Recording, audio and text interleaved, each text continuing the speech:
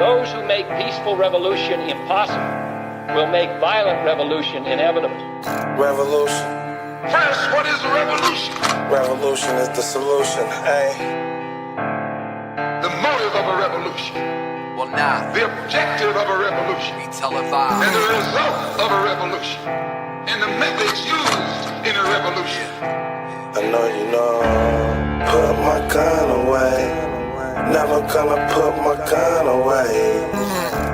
Put my gun away. See them all, be better run away. This generation of Americans has already had enough, more than enough, of war and hate and oppression.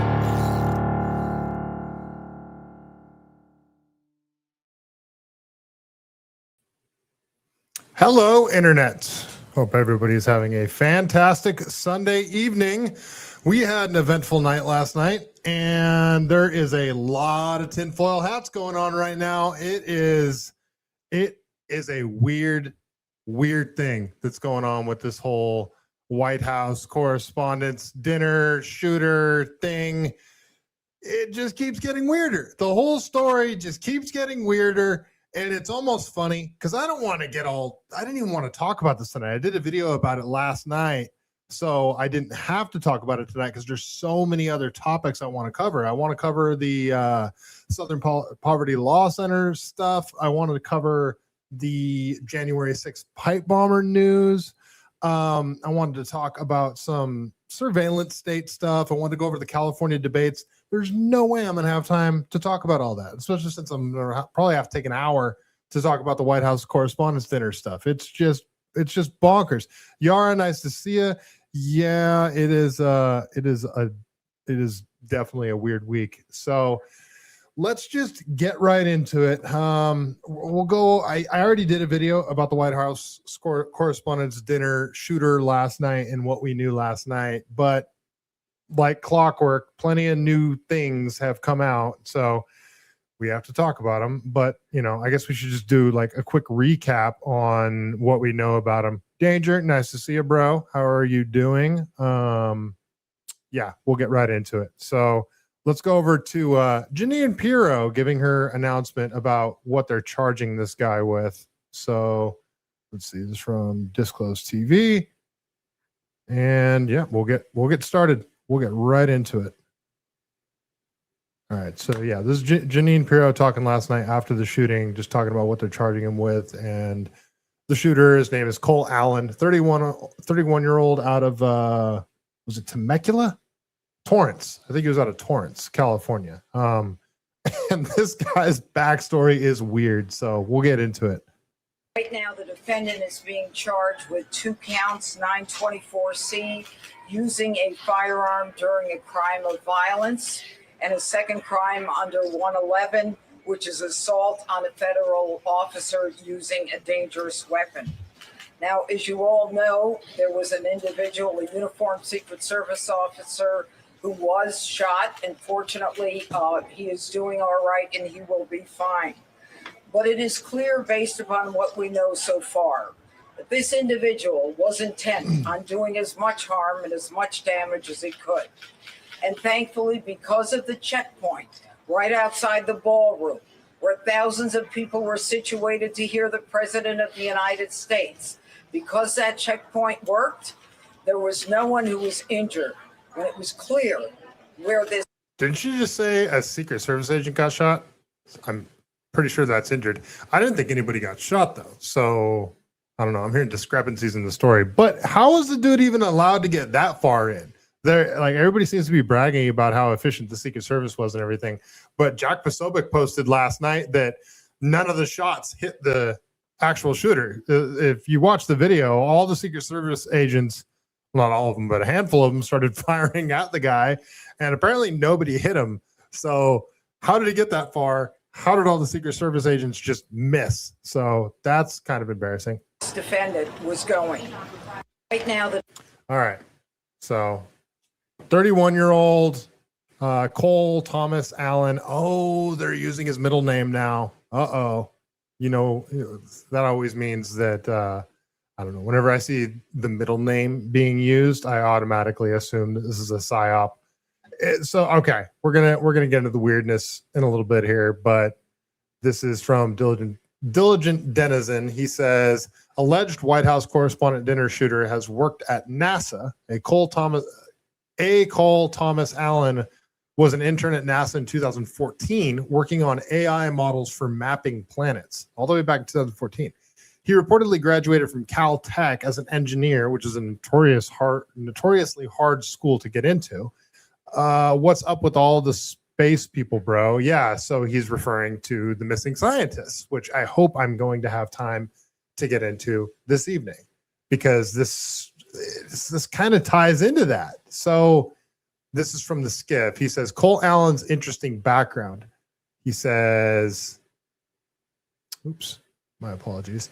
He says, hey, Skiff, the man is definitely an op. Life of missile engineering, 2-year disappearance, quick stint at an education tech company that's used in LA's schools. Then he's a teacher. The SUCOM system needs to be torn apart at the code. I don't know what that means. So he posted this picture here, and this is just, I think this is from his LinkedIn. This is Cole Allen, game developer, engineer, scientist, teacher, C2 education, Caltech.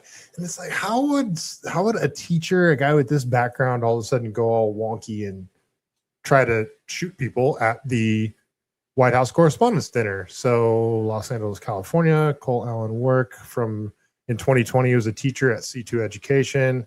And he was also a software developer, SUCOM, Intelligent Education Systems. Okay, so that's who he was referring to. Mechanical engineer from 2017 to 2018. IJK Controls, he was a teaching assistant. Caltech, 2016, mechanical engineering intern and fluid synchrony. Okay, 2014, he was a summer undergraduate research fellowship student, NASA Jet Propulsion Laboratory. So okay, so very smart guy. And yeah, this is weird because you have all these NASA scientists that seem to have been working on like the same sort of stuff he was studying. So that's bizarre. North side over on Rumble, nice to see you. Danger hated Ratu run. That's how they missed. I don't know. Smells like MK Ultra. I don't know. Blue Kitsu, nice to see you. I don't want, like, I don't know what to believe. Just the story gets weirder and weirder. So he released a manifesto, or at least he had a manifesto, and I guess the FBI released it to the New York Post. So this is from Mario Narfall. He says, the full manifesto of the White House Correspondents Dinner gunman Cole Allen has been obtained by the New York Post. Key takeaways. A 31-year-old California teacher who describes himself as half black, half white sent the 1,052-word document to family 10 minutes before the attack, targeted Trump administration officials by rank, explicitly excluded Kash Patel. Okay, that's weird. Used buckshot deliberately to minimize collateral casualties. Well, that's considerate of him. Described Secret Service security as actually insane and said he walked in with multiple weapons undetected. So, I mean, that sort of confirms what Carrie Lake and other people were saying about the lax security last night. If you guys watched my video that I made last night on this, if I was an Iranian agent instead of an American citizen, I could have brought a Ma Deuce in there. Is that a type of firearm, Danger? A Ma Deuce? Isn't that a submachine gun? I could have brought a Ma Deuce in here and no one would have noticed. Ended the manifesto. It's awful. I want to throw up. Can't really recommend it. Stay in school, kids. Okay, so full manifesto. All right, I'll just read the full. It's kind of long. So, all right, I'll read the full manifesto here. So, hello, everybody. So I may have given a lot of people a surprise today. Let me start off by apologizing to everyone who trusts I abused. I apologize to my parents for saying I had an interview without specifying it was for Most Wanted. So right off the bat, he's already like witty. Okay, this is just weird. No, I don't admire this guy. I'm not. It's just that's funny the way he put it. I apologize to my colleagues and students for saying I had a personal emergency. By the time anyone reads this, I probably most certainly do need to go to the ER. But I don't want to laugh at this, but this guy's funny. but can hardly call that not a self-inflicted status. I apologize to all the people I traveled next to, all the workers who handled my luggage, all the other non-targeted people at the hotel who I put in danger simply by being near. I apologize to everyone who was abused and or murdered for this, to all those who suffered before I was able to attempt this, to all may still suffer after, regardless of my success or failure. So he's writing this as if he expected to not make it. I don't expect forgiveness, but if I could have seen any other way to get this close, I would have taken it. Again, my sincere apologies. On to why I did any of this. I am a citizen of the United States. What my representatives do reflects on me, and I am no longer willing to permit a pedophile, rapist, and traitor to coat my hands with his crimes. Well, to be completely honest, I was no longer willing a long time ago, but this is the first real opportunity I've had to do something about it. While I'm discussing this, I also go over my expected rules of engagement, probably in a terrible format, but I'm no military, so too bad. Administration officials, not including Mr. Patel, they are targets. Oh, administration officials, not including Mr. Patel. They are targets prioritized from the highest ranking to the lowest. So he specifically mentioned how he's not going after Kash Patel. What the hell? That's just weird. Not saying you should have. I'm just saying it's weird why I specifically call that out. Secret Service. They are targets only if necessary and to be incapacitated non-lethally if possible. AKA, I hope they're wearing body armor because center mass with shotguns messes up people who aren't. Hotel security, not targets if at all possible, aka unless they shoot at me. Capitol Police, same as hotel security. National Guard, same as hotel security. Hotel employees, not targets at all. Guests, not targets at all. In order to minimize casualties, I will be using buckshot rather than slugs, less penetration through walls. I would still go through most everyone here to get to the targets if it were absolutely necessary, on the basis that most people choose to attend a speech by a pedophile, rapist, and traitor, and thus complicit. But I really hope it doesn't come to that. Rebuttal to objections. Objection 1. As a Christian, you should turn the other cheek. Rebuttal. Rebuttal. Turning the other cheek is for when you yourself are oppressed. I am not the person graped in a detention camp. I'm not the fisherman executed without trial. I'm not a school kid blown up or a child starved or a teenager girl abused by the many criminals in this administration. Turning the other cheek when someone else is oppressed is not Christian behavior. It is complicity in the oppressor's crimes. Objection 2. This is not a convenient time for you to do this. Rebuttal. I need whoever thinks this way to take a couple minutes and realize that the world isn't about them. Do you think when I see someone raped or murdered or abused, I should walk on by because it would be inconvenient for the people who aren't the victim? This whole thing's just weird. Objection 3. I'm sorry. This was the best timing and chance of success I could come up with. Objection 3. You didn't get them all. Rebuttal. Got to start somewhere. Objection 4. As a half black, half white person, you shouldn't be the one doing this. Rebuttal. I don't see anyone else picking up the slack. Objection 5. Yield unto Caesar what is Caesar's. Rebuttal. The United States of America is ruled by the law, not by any one or several people. Insofar as representatives and judges do not follow the law, no one is required to yield them anything so unlawfully ordered. I would also like to extend my appreciation to a great many people, since I will not be likely to be able to talk with them again unless the Secret Service is astoundingly incompetent. What the? Well, it turns out they are, apparently. Okay.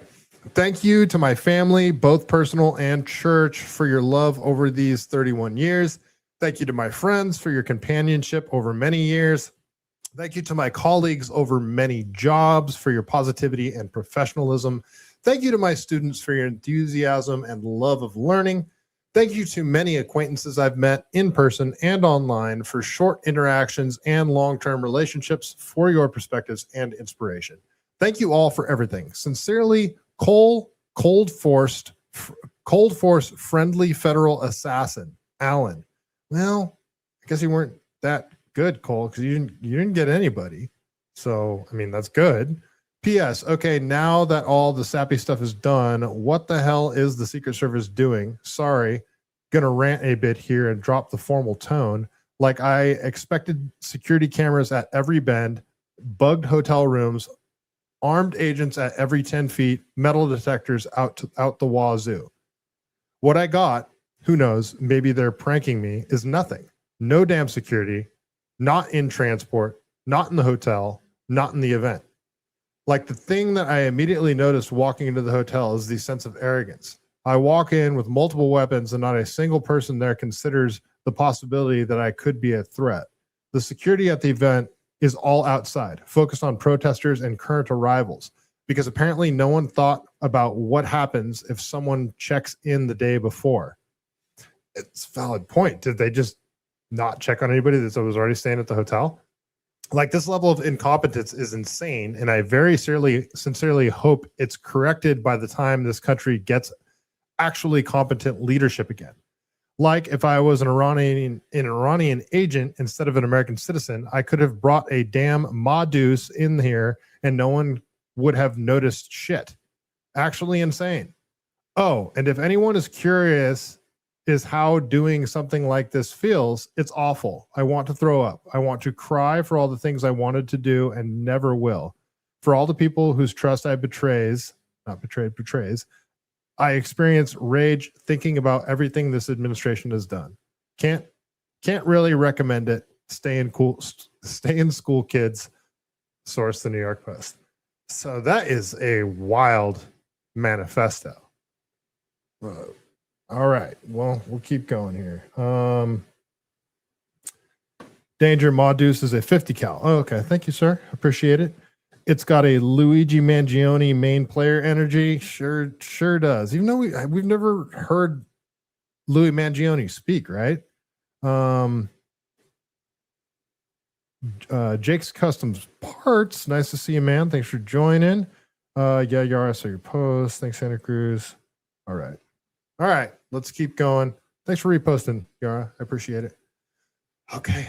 This is just bizarre. So apparently Cole Allen had an ABC interview back in 2017. Well, he had a little part on, it's only a 16-second clip, but he was on ABC 7 News back in 2017.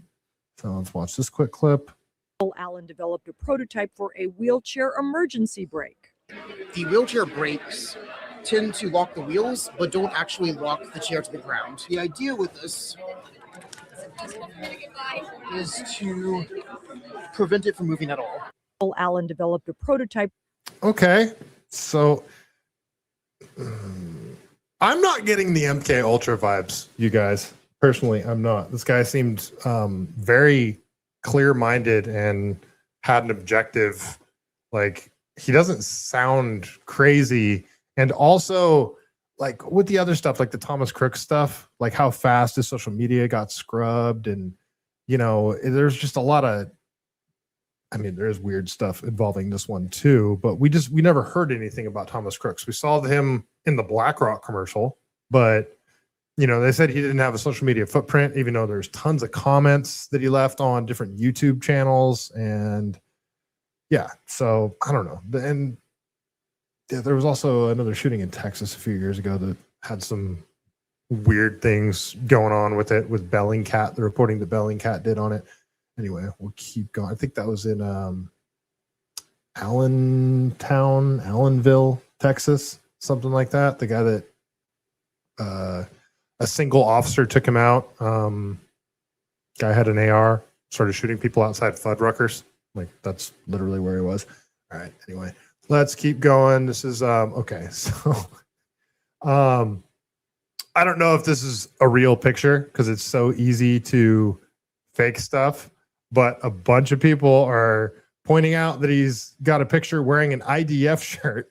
So I don't know. This easily could have been faked, but Gerhard VD Murr, probably not pronouncing that correctly, over here on Twitter says, here are the facts the Western mainstream media tries to hide from you. The shooter is identified as Cole Allen. He clearly has a connection with the IDF as seen in picture 2. Does he though? Like, is that real? He was searched by millions in Israel 24 hours before his assassination attempt at the White House Correspondents Dinner, picture 1.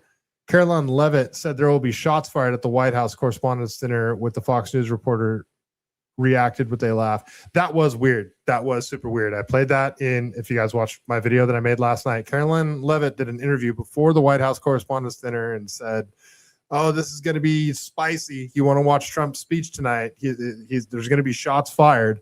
It's like, what? What'd you just say? Anyway, Secret Service rushed to protect and remove JD Vance out of the room first. That I noticed that too. That was very interesting. The president of the United States, Donald Trump, was protected and moved from the room second. And yeah, I played that clip last night, and I even mentioned that. I was like, oh, that's weird. They took out JD first. Huh, that's interesting. How long will it take for the world to understand what is really going on? Well, don't be glib. Tell me what you think is really going on here. So this is his picture of his name, Cole Allen, apparently being searched in Israel, is what he's saying. I'm not jumping to any conclusions on this one. I'm just going to point out all the weird shit about it. So apparently this sweater that he's wearing here is an Israeli Defense Forces sweater, is what people are alleging. A lot of people are alleging that, but a lot of people are also asking. Is he not? He is. They're also asking if that picture is real. So we'll see. This is the video from Caroline Leavitt last night where she says shots fired before the shooter got there. Ready to rumble. I will tell you, this speech tonight will be classic Donald J. Trump. It'll be funny. It'll be entertaining. There will be some shots fired tonight in the room. So everyone should tune in. It's going to be really great. I'm looking forward to hearing it. I love Okay. That's not weird at all. it all. And you wrote most of it, you said. Okay, Carolyn. So this is where, so you can see, Donald Trump's over here in the background. JD Vance is right here, but you see Secret Service take him out of not take him out, but remove him faster. So they take out JD first, and then there's Trump still back there. So now they're securing the president after they remove JD. So that's just super weird. Yeah, and I noticed that last night too. All right, let's keep going because it gets weirder. It gets weirder, folks. All right, and so there's a lot of people that have just like sort of summed up everything we know and do like a long post. And I'm going to read some of them because I found some that were just really well put together and also were kind of funny. Okay, so this is from Star Platinum over on X. He says, so you're telling me there was a random X account on December 21st, 2023. Account gets created. Henry Ma 795-61893. Only tweet ever. Cole Allen. Profile details. Pepe avatar. Wearing a suit. Holding a glass of wine. Very specific aesthetic. Banner is the time machine picture that we'll talk about in a minute. Linked visual tied to Time Machine EU, an EU-funded project focused on 3D cultural digitization. Nothing to do with time travel, but looks cryptic enough. Account goes silent, completely abandoned. Fast forward to April 25th, 2026. White House Correspondents Dinner, Washington Hilton, incident. Armed suspect breaches event, opens fire inside high security venue.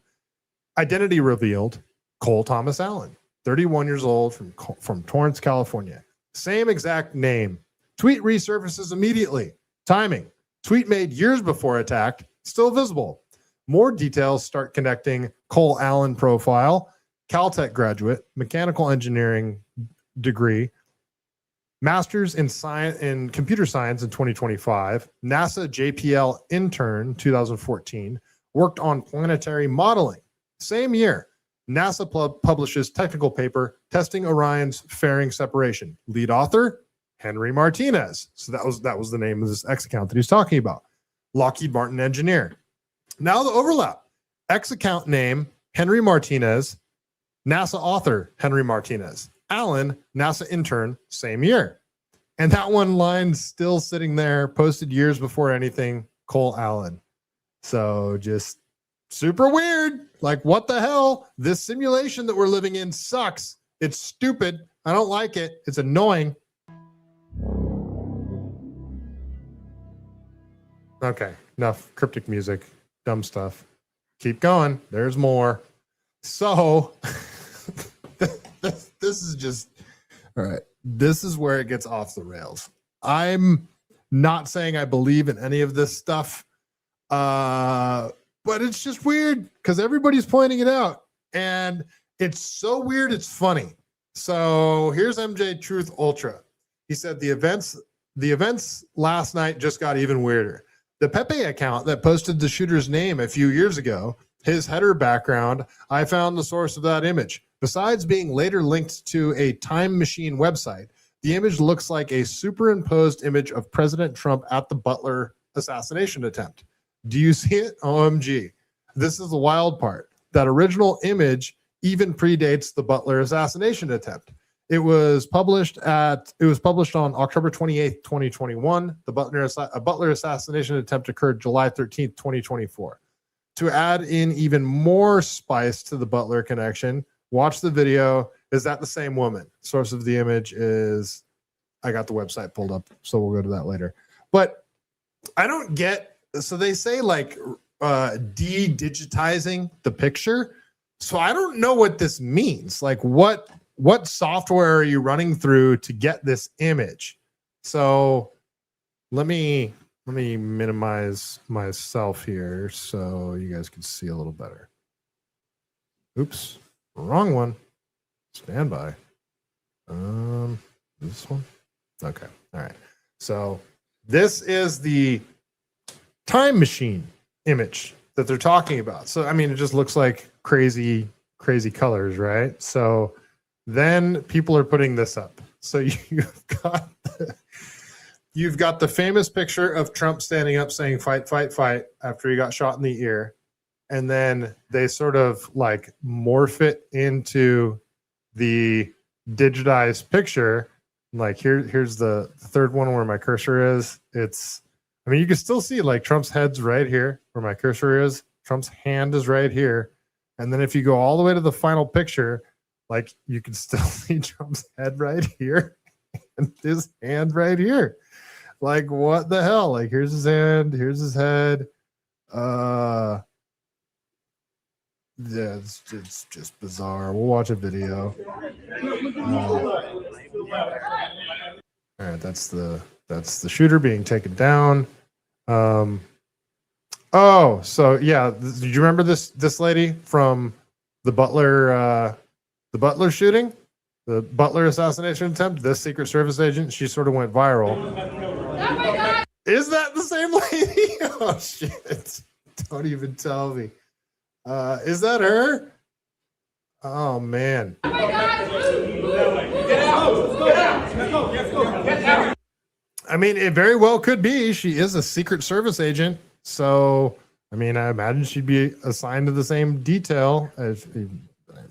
Why wasn't she fired? I guess that's another question. Danger, it's a reverse image search. Well, no. I know how they found it. I know how they found the image, but how did they like de-digitize the image to get Trump into the picture? Like who figured that out? Like where did that come from? It's an odd thing to say that the guy's laughter was bizarre. Whose laughter? Yara?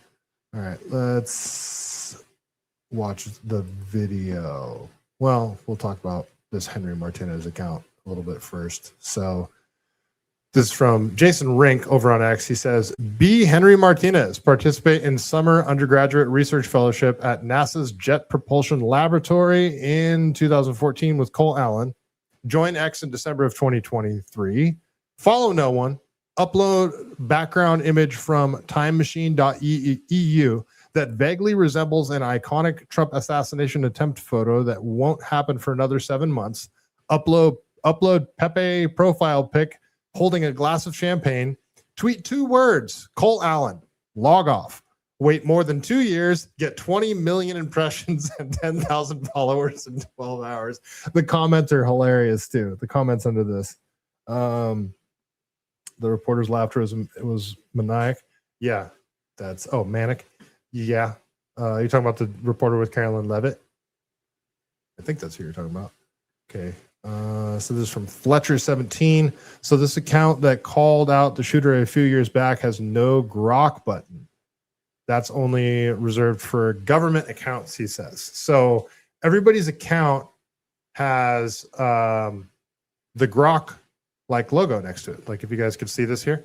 So like if I go to this guy, Fletch here. So you see how there's this grok logo up here? Do you see that? I'm highlighting on it above his background photo. So you highlight above it and it'll give you a profile summary. Everybody's account is like that. You go to anybody's account and you hover above the grok icon. And if you click on it, it'll give you a summary of that person's account. So this guy points out that this Henry Martinez guy doesn't seem to have one. Oh, community note just got attached to it recently because it wasn't there a few hours ago. The grok button appears on profiles with sufficient posts and activity to summarize. Oh, okay. It is absent in inactive accounts like this one, not reserved exclusively for government accounts. But they are saying that government accounts don't have the grok thing. That's funny. They didn't dispute that claim, but okay. So there's an explanation for that. All right, Deidre. I think it uses artificial intelligence to analyze visual elements like color, shape, and texture, comparing them against massive databases to locate exact matches, higher resolution versions. But how did they know that this is like some image that is supposed to have like a secret hidden image within it? Like I don't get where all this came from, or visually similar content. I don't get how people got from A to B on this picture. That's all I'm saying. I just don't understand it. But I'm sure it's just because I'm half retarded and don't know what I'm talking about. Okay. This is a guy named Cider over on X. He says this event with Cole Allen, Henry Martinez, and President Trump is seriously crazy. Have a look. All right. This is just a video that this guy put together, sort of explaining the weirdness behind the Henry Martinez account that had the one post, Cole Allen. You wouldn't think much of a random X account created in December of 2023 and also making a single post in December of 2023. What was that single post? A cryptic name, Cole Allen. Henry Martinez worked for Lockheed Martin developing the Orion spacecraft CPE. He won the Dr. George Hurls Award for Best Paper for his paper called Testing Orion's Fairing Separation System at the 42nd Aerospace Mechanisms Symposium held May 14th to the 16th in downtown Baltimore. This was not in 2026. While Martinez and Cole Allen did not work directly together, they were both at NASA at the same time, as Cole Allen was interning at NASA at 2014, while Martinez was working at the Goddard Space Flight Center. At this time, not much else is known about Henry Martinez, but I should say that there is no evidence that this Henry Martinez is the same Henry Martinez that he's referring to here, and Henry isn't exactly an uncommon name. Martinez isn't exactly an uncommon last name, so I imagine Henry Martinez isn't that uncommon of a name. So just pointing that out. But take a look at what his banner reveals. Curiously enough, this banner image comes from a website called Time Machine.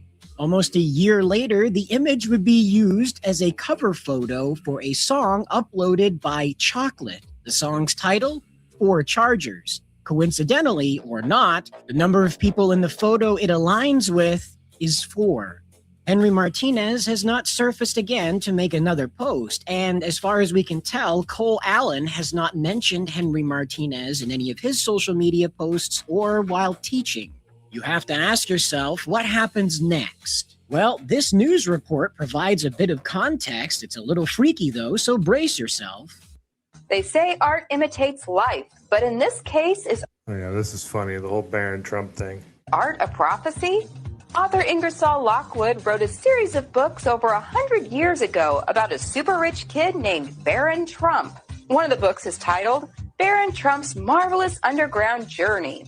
The fantasy book tells the tale of a boy named Barron Trump, who of course makes his home in Castle Trump. The narrator of the story is a guy by the name of Don. The book supposedly tells the tale of Don, the master of masters, taking young Barron through a time-traveling portal to Russia. The last pamphlet written by Lockwood is entitled The Last President, which takes place in New York City and describes the chaos America faces after the election of an unlikely candidate. That's right, this adventure series surrounds Barron Trump, a rich kid that lives in Castle Trump and travels through time to Russia. I'm sure there's still more coincidences around this event and what's happening right now as we go through this and discover more information related to Cole Allen and Henry Martinez, as well as the Trumps. But for now, this is pretty freaky. Are we dealing with time travelers, or is this just an extreme amount of coincidences that seem to be aligning to a very strange outcome? You'll have to let me know in the comments. All right. Look, I'm not saying I believe in any of this stuff, but it's freaking weird. Like, all of it is freaking weird. So we're going to talk about it. Hopefully I don't have to talk about this for too much longer. I want to get through this because there's so much stuff I want to cover tonight. And this I already covered last night. And now we're just getting into the weeds of weird stuff. So here's another sort of bullet point of everything we know. Oh, okay, so this guy's doing like a satirical funny post, and he says, this is the time travel theory and the Trump assassination attempts for dummies, IQ 85 plus or minus. We're in the year 2026. Yesterday, a person named Cole Allen tried to assassinate the president of the United States, Donald Trump, inside the White House. It wasn't inside the White House, though. A Twitter account in 2023 wrote a single tweet under the name Cole Allen. That Twitter account belongs to Henry Martinez, a missing person. Martinez is a NASA scientist. Is he missing? Is that same NASA scientist missing? I haven't seen that reported anywhere else. Martinez is a NASA scientist, a thing that sends rockets into space, and also an airplane company that develops super secret military technology for the United States government. The background of Henry Martinez's account is a digital image of the 2023 of a page called Time Machine. If we de-digitize that image, it's the photo from when they tried to kill Trump in 2024 and hit him in the ear. But instead of the shot in the ear, it is the hole in the middle of the head. I didn't see that anywhere either. We'll keep going. I just thought this was funny the way you put it together. Henry Martinez's profile picture that warns about Cole Allen is a green toad in a tuxedo and holding a glass. It's Pepe, just like Trump in yesterday's assassination attempt, which leads us to consider two possibilities. The first, that it's a big psyop operation to make the average mass of people believe something. The more troubling one, that the present is being modified from the future with messages in the past, which are not very complex clues right there in plain sight that can be identified once the event happens. 12, that from the future, I should say he's giving bullet points. This isn't the 12th bullet point.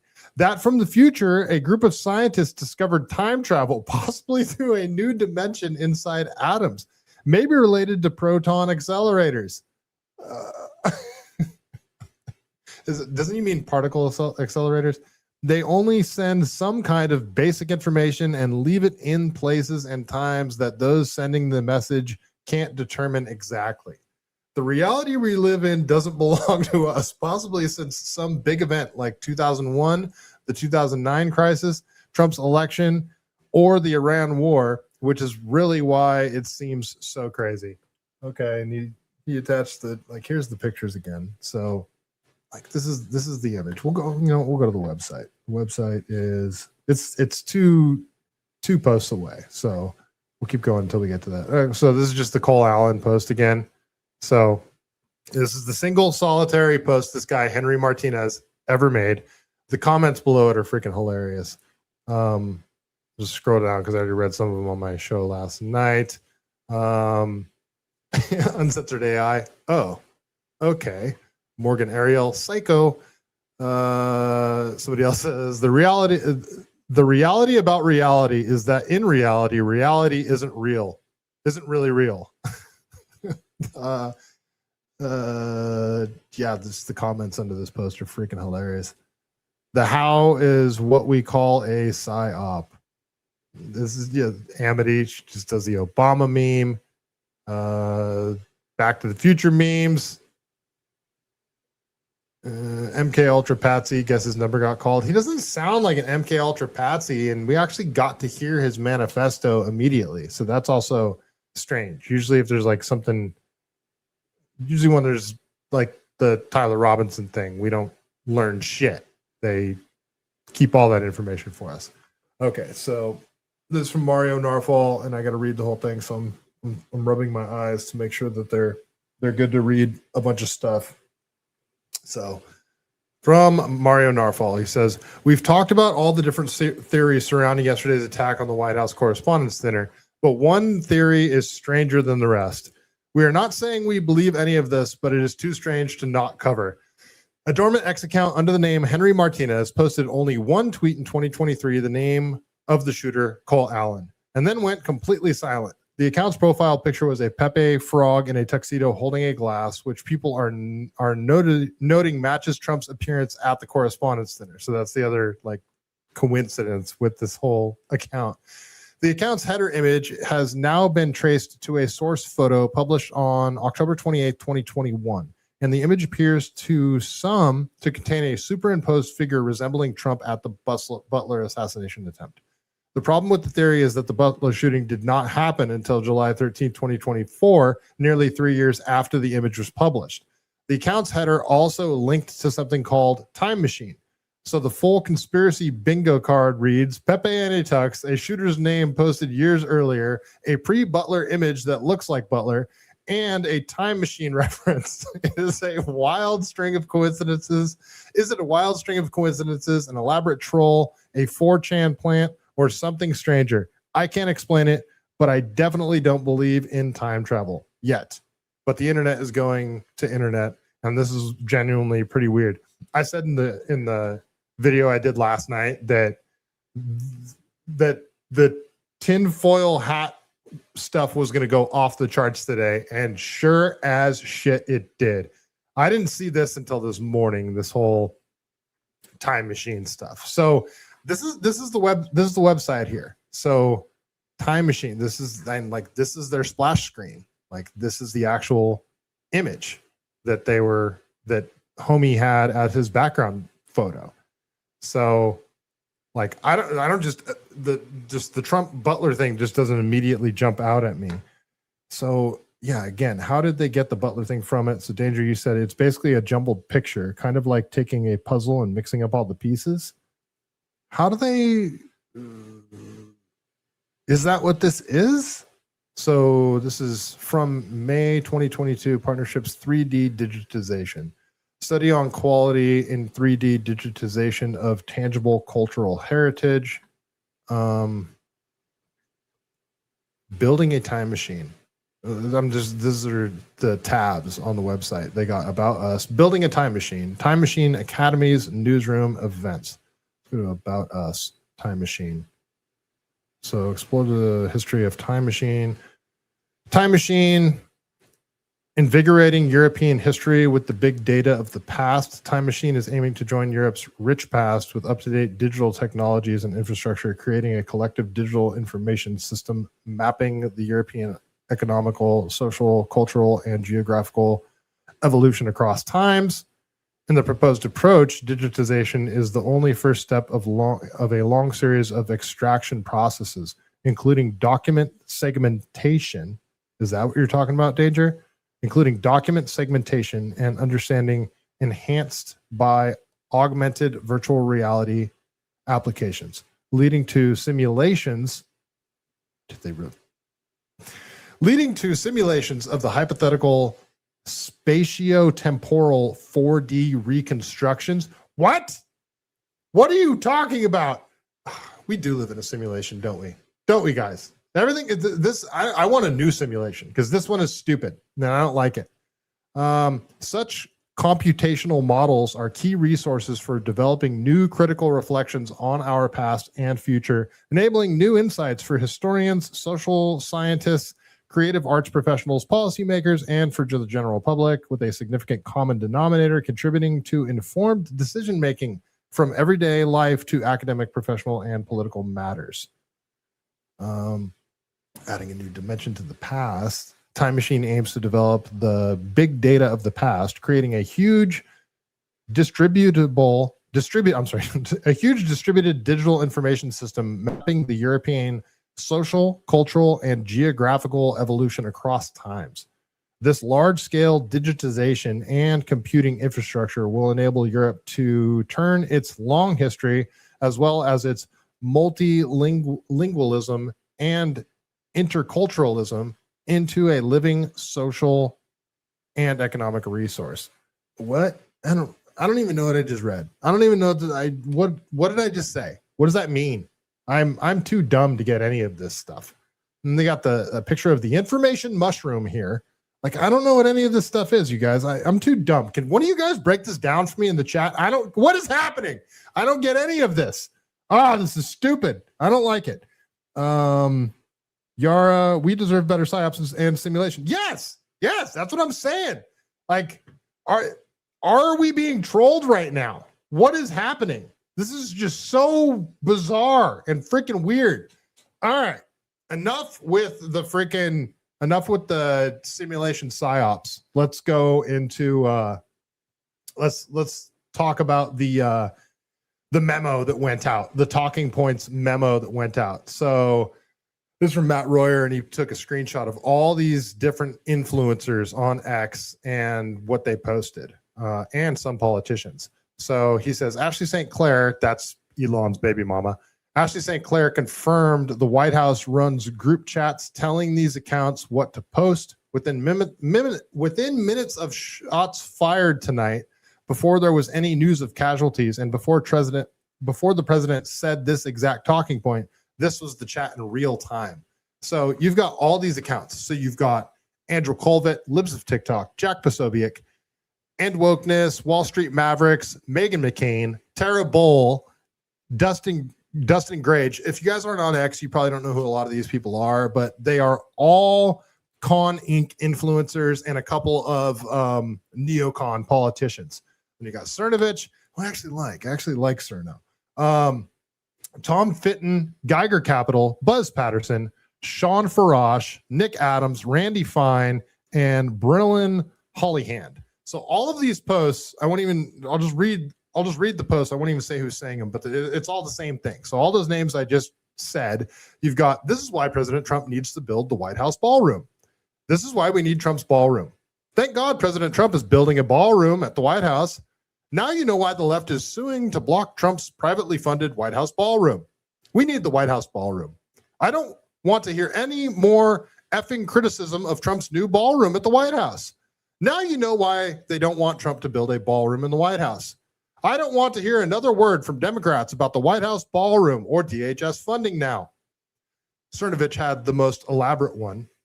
The Democrat judges who stopped the construction of the White House Ballroom did so to enable assassination of Trump, which almost happened tonight. John Roberts needs to get these thugs into order. Everyone sees what they're trying to do. So that actually seemed like an original thought from Cerno. So I'm actually going to put him outside of this and say I'm going to hope that he's not part of the talking points email chain.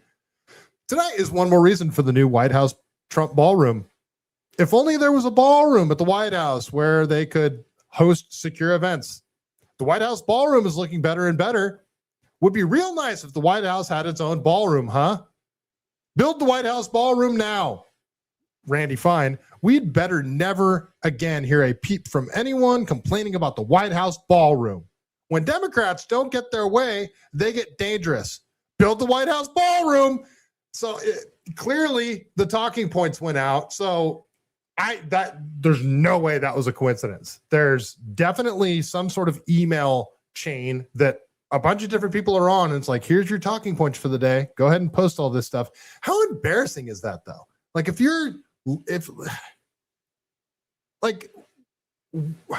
wouldn't you be embarrassed to be part of this group that's doing this stuff? Like clearly you're just putting out slop because you're paid to put out slop and you're pushing some sort of agenda. In this case, the White House ballroom. Now, there's a lot of people that are speculating that this whole thing was a ruse. This whole thing was staged and it wasn't real. I'm not saying that's the case. I'm not saying it wasn't the case either, but would you really go through this whole elaborate thing to justify the damn ballroom? That seems a bit weird to me anyway. But here's Pam Bondi. We must have the ballroom completed to protect POTUS and his guests. God bless the president, his administration, and our great country. And that's because the White House put out a post that says, build the White House ballroom. What happened last night is exactly the reason that our great military, Secret Service, law enforcement, and for different reasons, every president for the last 150 years have been demanding that a large, safe, and secure ballroom be built on the grounds of the White House. This event would never have happened with the military top secret ballroom currently under construction at the White House. It cannot be built fast enough. While beautiful, it has every highest level security feature there is.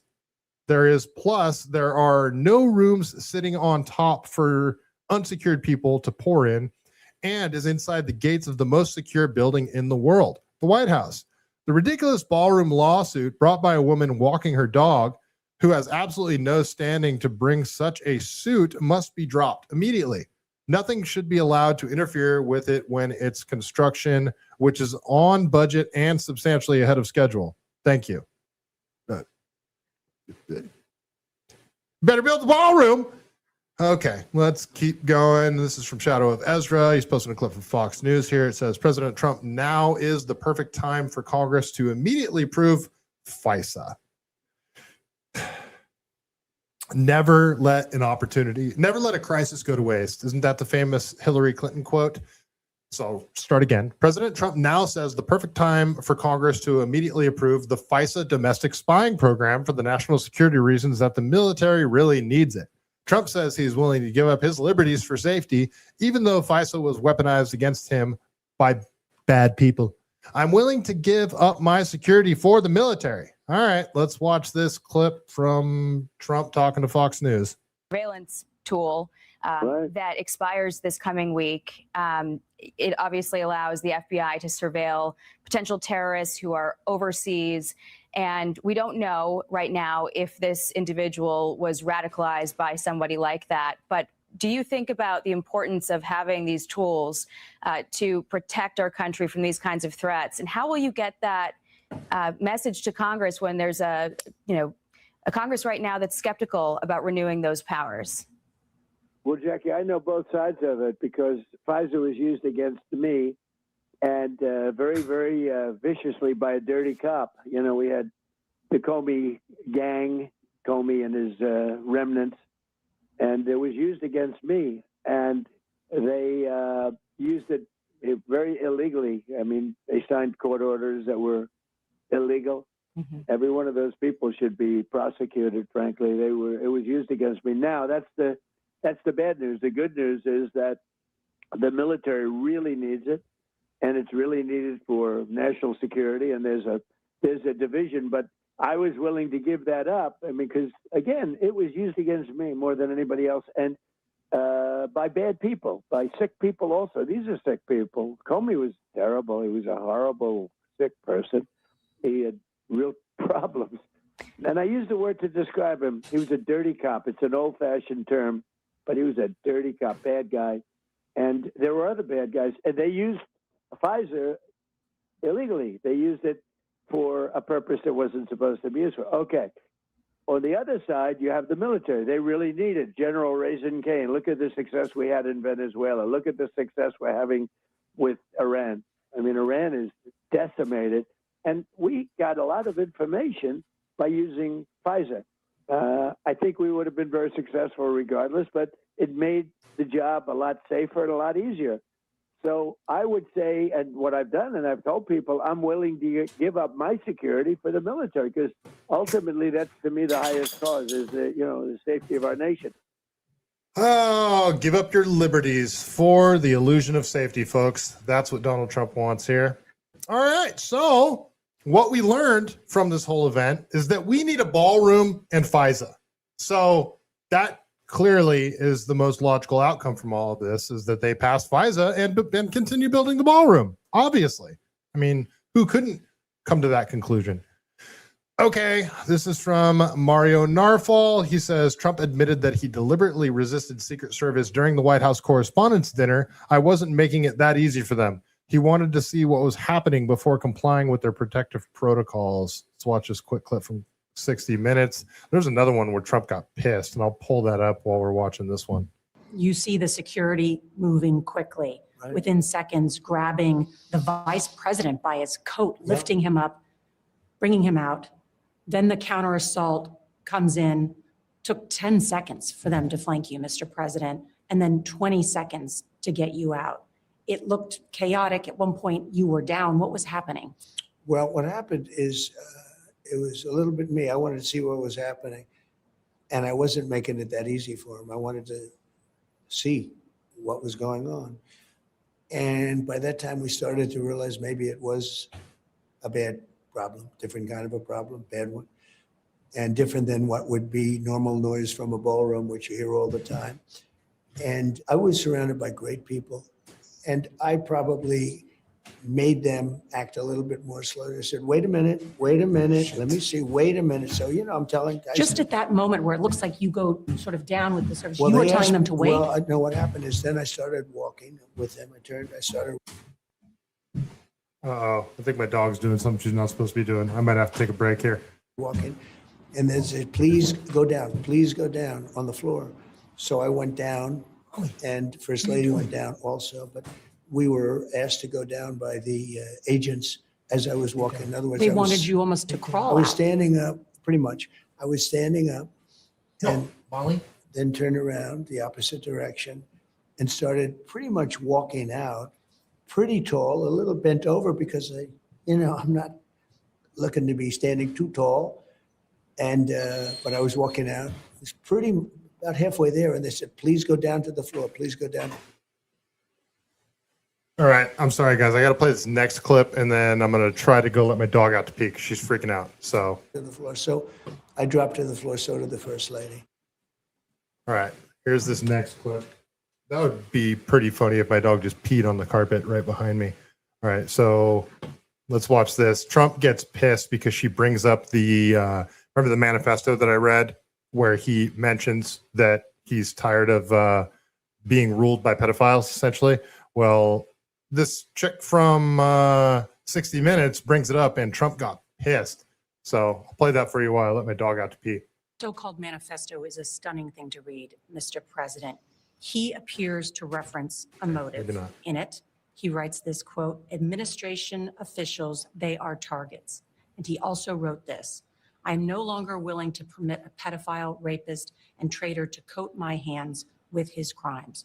What's your reaction to that? Well, I was waiting for you to read that because I knew you would, because you're horrible people, horrible people. Yeah, he did write that. I'm not a rapist. I didn't rape anybody. Do you think he was referring to you? Excuse me. I'm not a pedophile. You read that crap from some sick person. Oh, God. I got associated with all stuff that has nothing to do with me. I was totally exonerated. Your friends on the other side of the plate are the ones that were involved. He hates the Epstein topic so much, which is why he's got to be pissed at Melania for doing that press conference, by the way, that I haven't even talked about because there's so much shit going on. With, let's say, Epstein or other things. But I said to myself, I'll do this interview and they'll probably, I read the manifesto, he's a sick person. But you should be ashamed of yourself reading that, because I'm not any of those things. Mr. President, And I these was are never, the gunman's words. excuse me. You shouldn't be reading that on 60 Minutes. You're a disgrace. But go ahead, let's finish the interview. The other thing that he wrote in You're disgraced. the other thing in the manifesto. God. Oh man, she triggered him. She definitely triggered the shit out of him. All right, so that's what we know. That's what we know about the White House correspondent shooter. Wild freaking story. I hope I don't even have to talk about it anymore. And we'll move on to the next current thing, because yeah, that's freaking wild. Whole thing is freaking wild. But it seems that the thing they want us to deduce from the whole event is that we need FISA and we need a ballroom at the White House, folks. I mean, wouldn't that have been a pretty elaborate way to go about saying, look how bad we need a ballroom? I don't know. I don't know. I don't know what to make of any of this stuff. Again, I'm stupid, and this whole simulation is dumb, and I don't like it. So yeah, that's where we're at. That's where we're at. I'm just pointing out all the weird stuff that we saw, because it's stupid. I don't like it. Okay, we'll keep going here. Maddie Bracco, don't electrocute your dog. Did something happen? I don't think there's anything that could electrocute her back here. She did chew up a iPhone charger the other day, and things are going pretty good with her though. She's a good girl. She started whining and wanted to crawl down the stairs, but now she's just back there laying down with Scarlett. Can you guys see her? Look how cute my dogs are. Hi, Molly. All right, can't really see her. Okay. It was a Hassan Piker reference. I don't believe in shock collars. I understand they do serve a purpose though, but they also have citronella collars that you can put on your dogs that will spray out some citronella stuff. In fact, my neighbor, her dog wouldn't stop barking once, so we went to Pet Food Express to get her a citronella collar that would do that when they bark. It sprays out citronella, and it's supposed to train them to not bark. Well, that's what I thought I bought, and I was like, I'm going to try this thing out, and I put it on, and I barked. No, it was a shock collar. I shocked the shit out of myself. It was not fun. It was not fun at all. Yeah, shock collars are mean. But yeah, sorry, you got me off on a tangent there, Maddie Bracco. Hope you're doing well, by the way, over on X. Let's see. Yara, Arif, the quote, never let a crisis go to waste. That is first you said an Ari Fletcher quote, and then you said Rahm Emanuel. I don't know who either of those people are, and you're smarter than me, so I'm just going to take your word for it. But I've heard Hillary Clinton say it, so that's all I know. Okay, so now that we know that the third would-be Trump assassin worked for NASA and was some sort of crazy scientist that went to Caltech, let's talk about all the missing scientists, because this is a whole freaking weird thing that's going on here, and I'm probably not going to do this story justice. There's people that have been reporting on it and doing a way better job than me.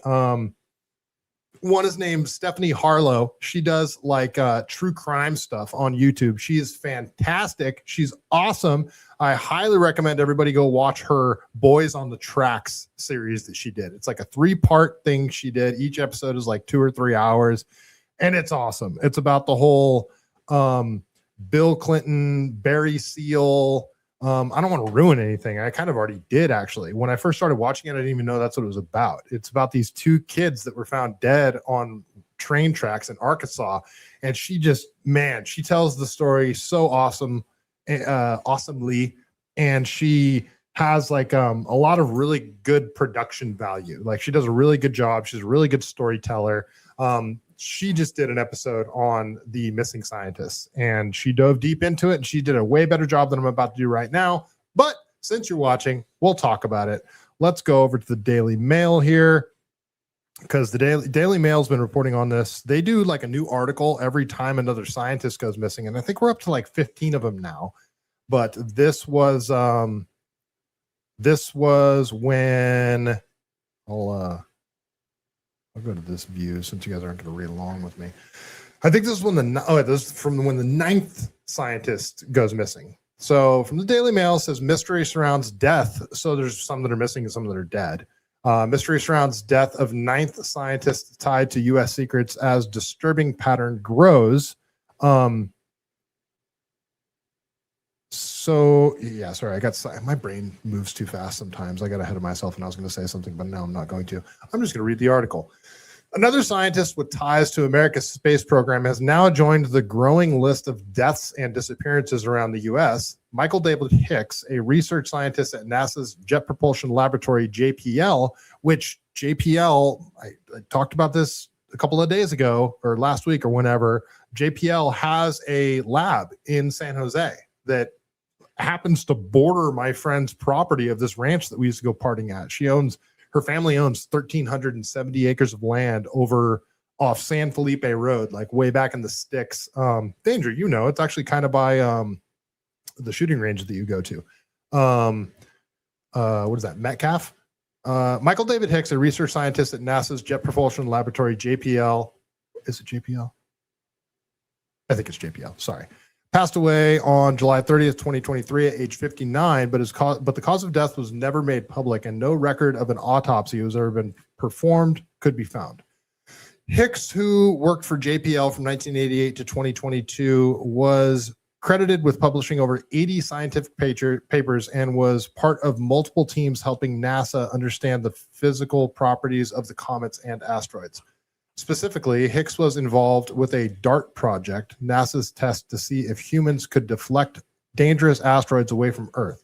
He also worked on the Deep Space One mission, which tested new spacecraft technology that flew by a comet in 2001.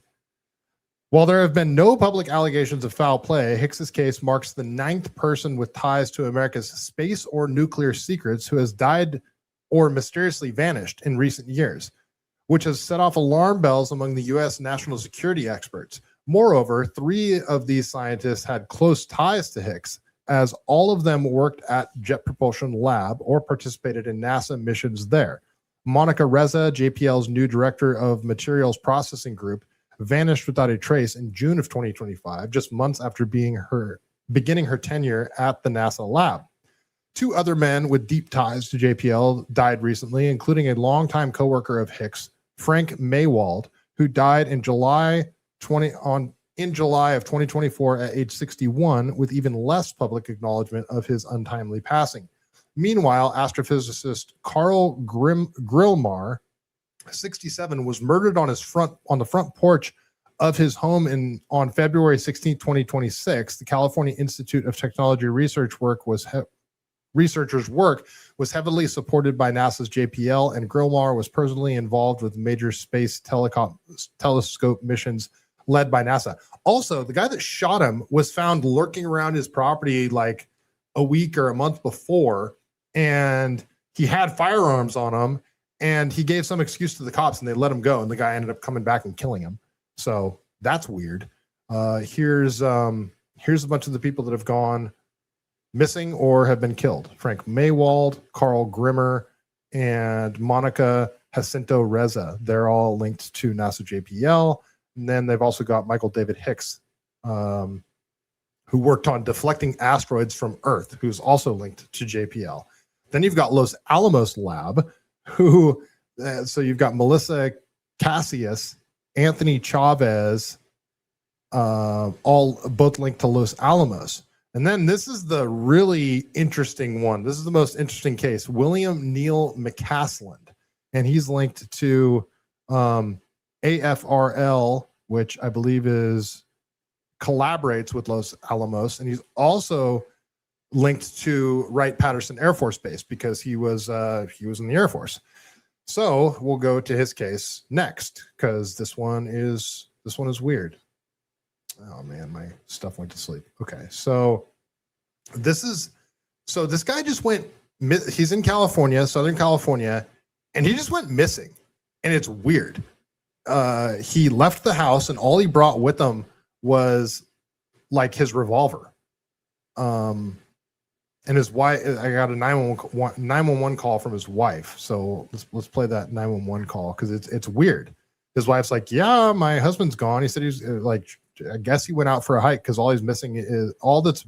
Oh, she actually didn't even know if any of his firearms were missing, but apparently one was. So this is the 911 call from her. This is April. How may I help you? Hi, April. My name is Susan Wilkerson. My husband is missing. Okay. And it's been about 3 hours, and I have some indication that he must have planned not to be found. He's left his phone. He changed his clothes into I don't know what. I think he's on foot. All of our cars and bicycles are in the garage. I left for a doctor's appointment at about 11:10, and he was here at that time at the house. And I got back from that at noon, and he was gone. He turned it off and left it behind, which seems kind of deliberate because he's always got his phone. He has a smartwatch. I don't know if that's with him or not. Has he ever done this before? Never. Nothing even remotely like it. He's a retired Air Force Major General. He's very responsible, but he's also facing some medical issues. Do you have any video at your home? No. Has he been diagnosed with any mental disorders or anything like that? Well, we've been seeing a doc for both physical and mental in terms of anxiety, short-term memory loss, lack of sleep. The same doc I went to see today. Does he carry any weapons on him? Well, not generally. He does have a gun safe, and I went to look in the gun safe to see if anything was missing, but I couldn't tell if anything was. He has quite a number of pistols and rifles. Other than saying if his brain and body keep deteriorating, he didn't want to live like that. But it seemed to me that was just a, man, I hate how this is going kind of thing, because I told him, yes, you do. Yes, you do. Okay. We're going to send some deputies up to talk to you, see if we can search a little bit and see what's going on, okay? Sure. Thank you very much. You're welcome, ma'am. So that's weird. He just walked out of the house and disappeared. That's it. And this guy is a super high up, like, Air Force guy that worked on some crazy shit. Stuff that I can't understand, like jet propulsion and satellites and that kind of crap. So this is from News Nation. Also, they put out like a gray alert on him, and that's like when a senior citizen goes missing. But the dude was in incredible shape. He knew the trails like the back of his hand. His house was right up against like the hills where he went hiking all the time, and it's not like him to just vanish. And if he's going to go hiking, not bringing his smartwatch with him, not bringing his phone with him, he left his glasses at home. Like, my glasses, there's no way I'm going to forget my glasses anywhere I go. I'm freaking blind as a bat without my glasses. So the whole thing's just super weird. So let's go over to, this is a clip from News Nation. Skywatch Signal says missing U.S. UFO authority Neil McCasland and the mystery of Monica Raza. All right, let's just watch this quick clip here. General William McCasland was reported missing after he walked out of his home in Albuquerque, New Mexico on February 27th, and he hasn't been seen since. His background is interesting, to say the least. He once led research at Wright-Patterson Air Force Base, a base that has been closely linked to UFO theories. The mystery widened when we learned his former colleague, Monica Raza, also disappeared 9 months ago before him while she was hiking. So what do we know for certain? News Nation special correspondent, investigative journalist Ross Coulthart joins us now with more information from Sydney, Australia, where my grandmother was from. So that's a nice little connector there. What do we know about the general's disappearance at this point? Well, good evening, Katie. Well, one thing we don't even know for sure is that the general left the house of his own volition. He wasn't seen leaving the house. And indeed, as we now know, he left his tracking watch, he left his mobile phone. and he took a revolver and a holster, which is very unusual for somebody who was supposedly heading off to go trail walking. Nobody's seen him. He hasn't been seen now for exactly 3 weeks. He's literally disappeared off the face of the earth. And this week we had a major press conference, as you know, with the local sheriff, Bernalillo County Sheriff, and they've made it very clear they have no leads on the general's disappearance, which is quite extraordinary when you consider that there are so many homes these days that have Ring cameras in their front doors. People have been asked if they could provide that video to help the local police see if we can track the general's movements. There's no sign of him. He was there with a repairman who saw him in the home, and when his wife came back a little over an hour later, he had disappeared. Wow, and she doesn't know anything about that either. You said McCasland was said to be sympathetic to the idea of bringing public attention up to speed on UFOs. Do you think he was targeted for attempting to whistleblow, or do we not know enough about that at this point? We just don't know enough. What we do know is the timing was interesting. It followed very closely the promise made by President Trump on Truth Social just a few weeks ago that he was going to move to declassify UAP files and any evidence of extraterrestrial engagement with this planet. And it's very interesting because we know from leaked emails that were ironically leaked by the Russian GRU to WikiLeaks in about 2017, 2018, we know that John Podesta, Hillary Clinton's campaign manager at the time, was having conversations by email and in conference calls with General Neil McCasland, General Michael Carey from Space Command, and Richard Weiss from Lockheed Martin Skunk Works to discuss what appears to have been a plan by Hillary Clinton as a prospective new president to be a disclosure president. So yes, I don't think it's... Isn't that so weird? Of all the people that wanted UFO disclosure, creepy ass freaking Podesta wanted it disclosed. That's just bizarre. An idle speculation to speculate that there might be some connection, but at the moment, as his wife has pointed out, there's just no evidence to support that, and she's been at lengths to point out that there's been no change to his security clearance since 2013. The county sheriff's department in New Mexico there recently said that they were looking into see if there's a possible connection between the disappearance of Monica Reza and the general, given the kind of work that they did and the strange disappearance in terms of the timing. Do we know anything about the disappearance of General McCasland's former colleague at this point? We do know that Monica Reza disappeared in highly unusual circumstances in the Angeles Mountains in California in June of 2025, over just about a year ago. And the circumstances are very unusual. Yeah, this one's super weird. She was just hiking behind her friends. The dude turns around, looks at her, like waves at her. She waves back, turns around like seconds later, and she's just gone. And nobody knows where she went. Like, that's insane. He was about 30 feet behind one of her colleagues whom she was hiking with. He turned, looked at her. She gave a wave to say she was absolutely fine. He turned a few moments later, and she had completely disappeared. And when he went back to check, there was no sign of her.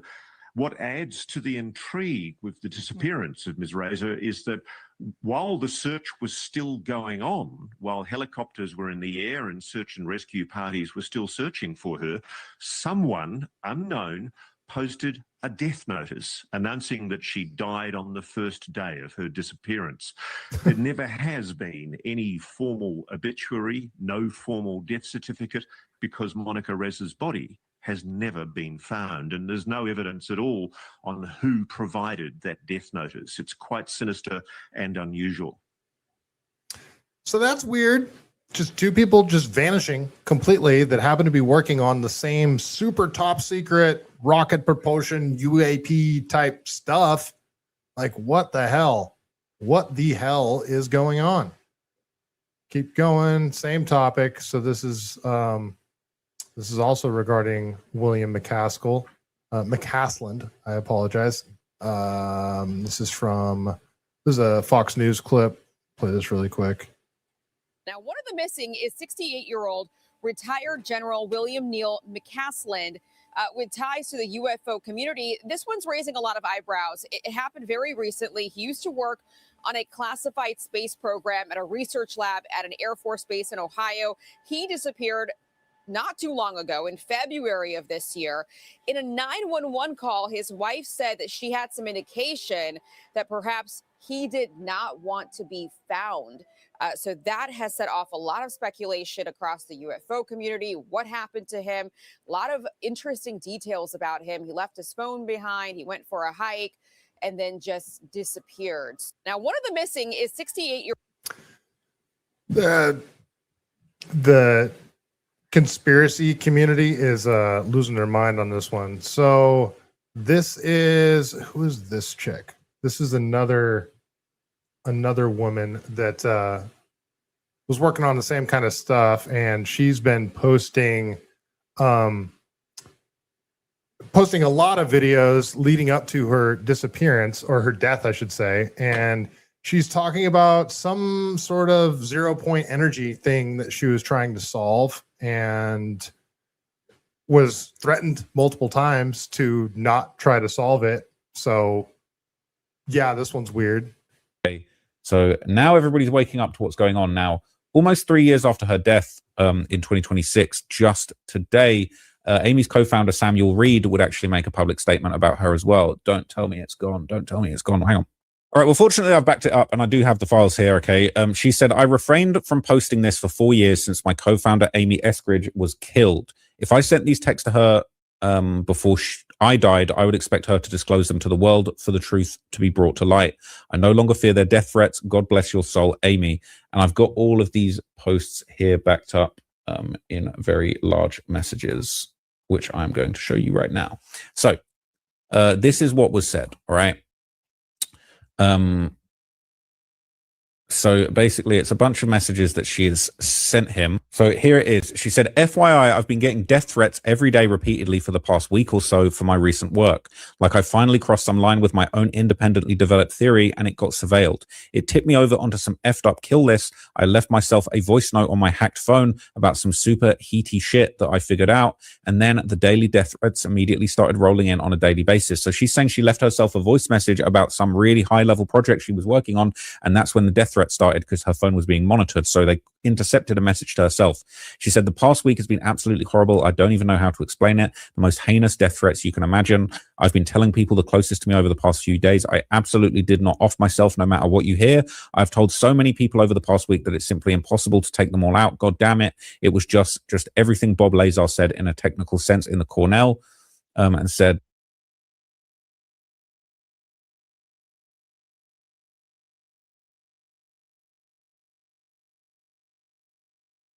the Corbell documentary, it was exactly 100% backwards. Ooh, dear. The ether theory I have developed over the past year explains why Bob was 100% backwards and fully explains how the Evo that he talked about actually works. I was thinking about it and left myself a voice note about it on my phone while driving home.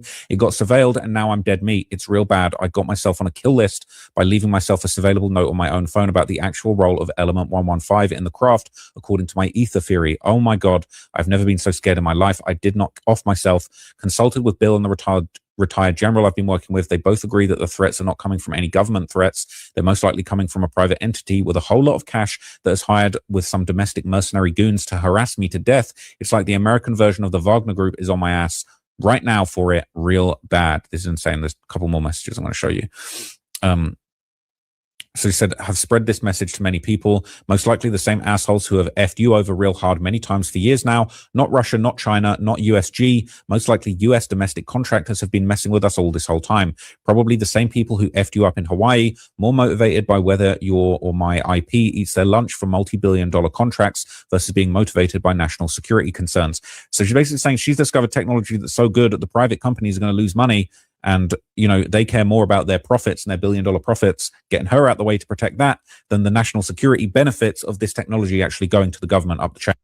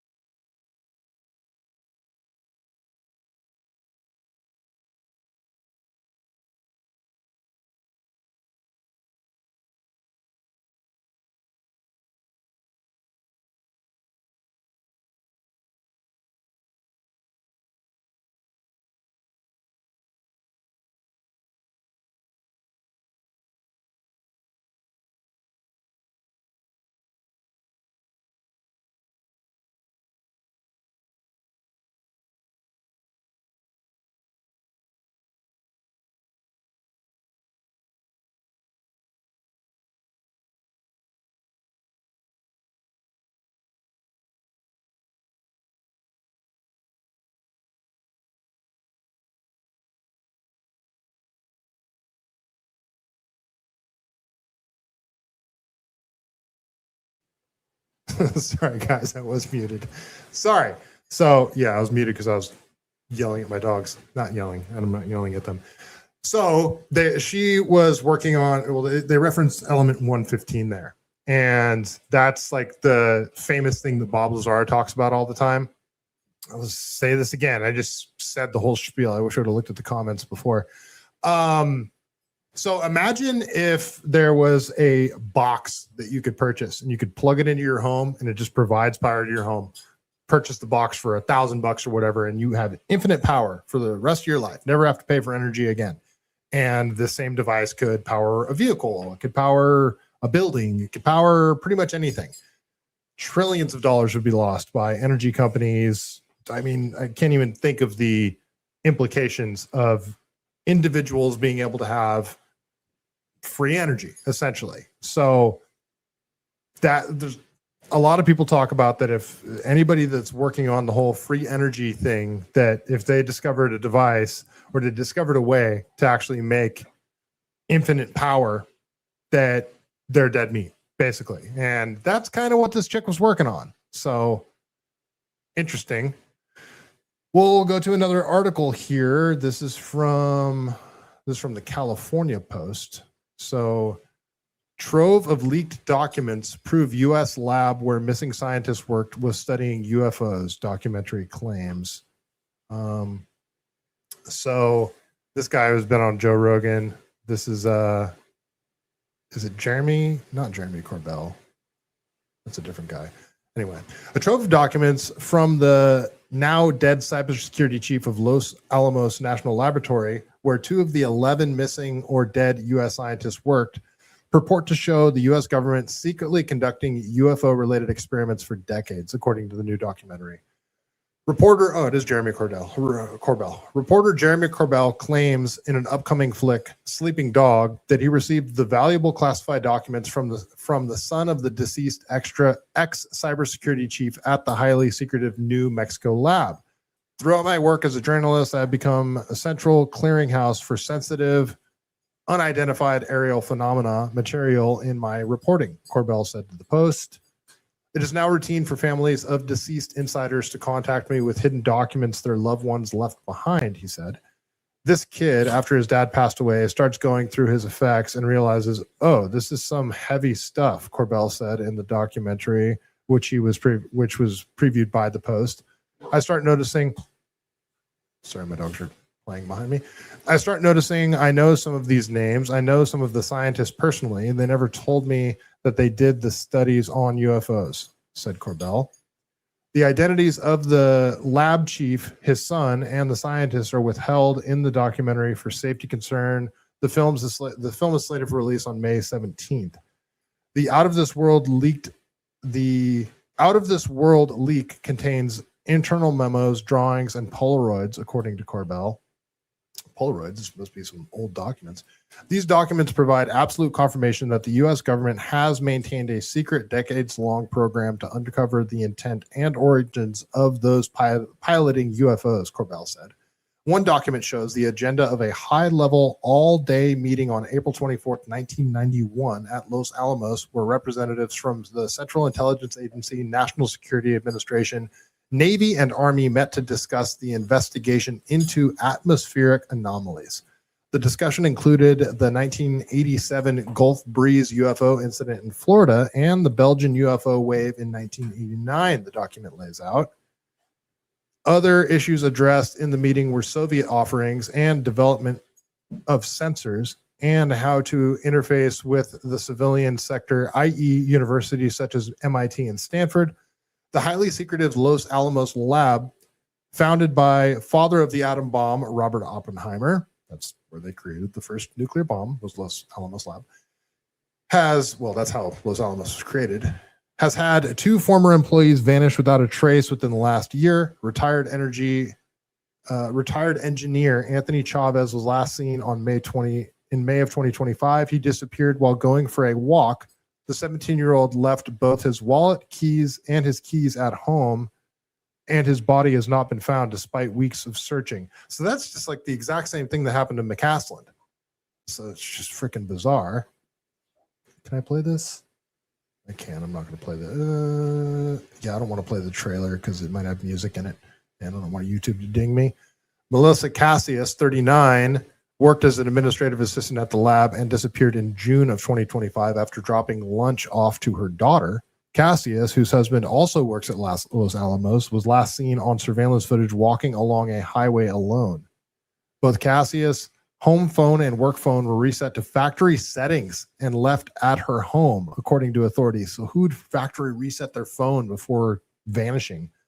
Missing Air Force General William McCasland, who we talked about earlier, who was a gatekeeper of the UFO subject, had indirect ties with Los Alamos Laboratory due to his oversight of nuclear research programs which are conducted at the lab.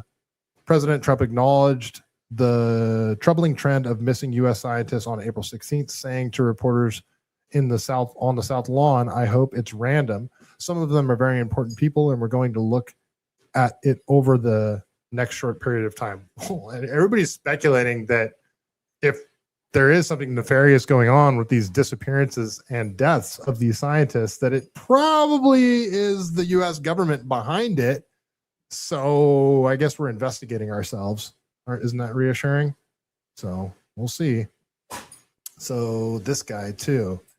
It's just another weird one. So some of these people are loosely connected, but connected they still are though. So this is UFO researcher David Whitlock reported dead in apparent suicide. Tragic news, David Whitlock, 53, prominent UFO researcher, author, and disclosure advocate, has reportedly died by suicide on April 20th, 2026. So this is a clip of him speaking, and we'll just play it really quick.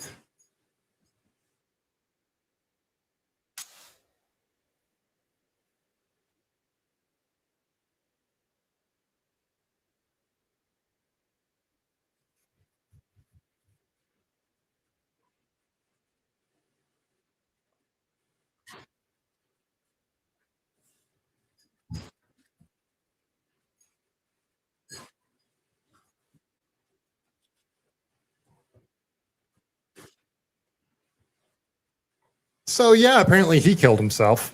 Oh, I don't know if I'm allowed to say that on YouTube. Sorry, my dogs are super distracting right now. They're back playing behind me.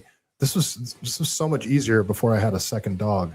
So we'll work through it. We'll keep going here. This is from Colin Rugg. He says, a NASA nuclear scientist was found deceased in his Tesla after colliding with a guardrail, leaving his body so burned that he was completely unrecognizable, according to the new report from Fox News. Burned to where his body was unrecognizable. That immediately makes me question, well, was it really him? Were all these scientists just abducted and taken away to work on some sort of super secret project? I don't know. His family at the time said they feared he had been abducted when he left his phone and wallet at home. This seems to be a common trend, leaving your phone and wallet at home. According to Tesla Sentry Mode, his vehicle sat at the Huntsville, Alabama airport for 4 hours on the morning of his death. His car was found later that afternoon. Authorities have now told Fox News that the car collided with the guardrail before slamming into trees. It then burst into flames. Do Teslas just burst into flames for no reason? I guess something happens to the battery. His family said it was completely uncharacteristic for him to not communicate with them and that it was not part of his plan to travel west that day. Leblanc had an impressive resume, according to his LinkedIn profile. He worked at NASA for over 5 years. He was a team lead for NASA's Space Nuclear Propulsion Instrument. This seems to be a common theme here. Space Nuclear Propulsion Instrumental and Control Maturation. Leblanc then became a team lead for NASA's demonstration rocket for Agile Cislunar Operation, a nuclear thermal propulsion engine, according to Fox. And this is a video from KLFY News 10. So we'll watch this really quick. It's all these different scientists working on the exact same thing that are disappearing, leaving their stuff at home, and they're just like vanishing without a trace. This guy has apparently car burst into flames, but his body was so unrecognizable that they couldn't even identify him. But I guess it's him. This whole thing is just freaking weird, you guys.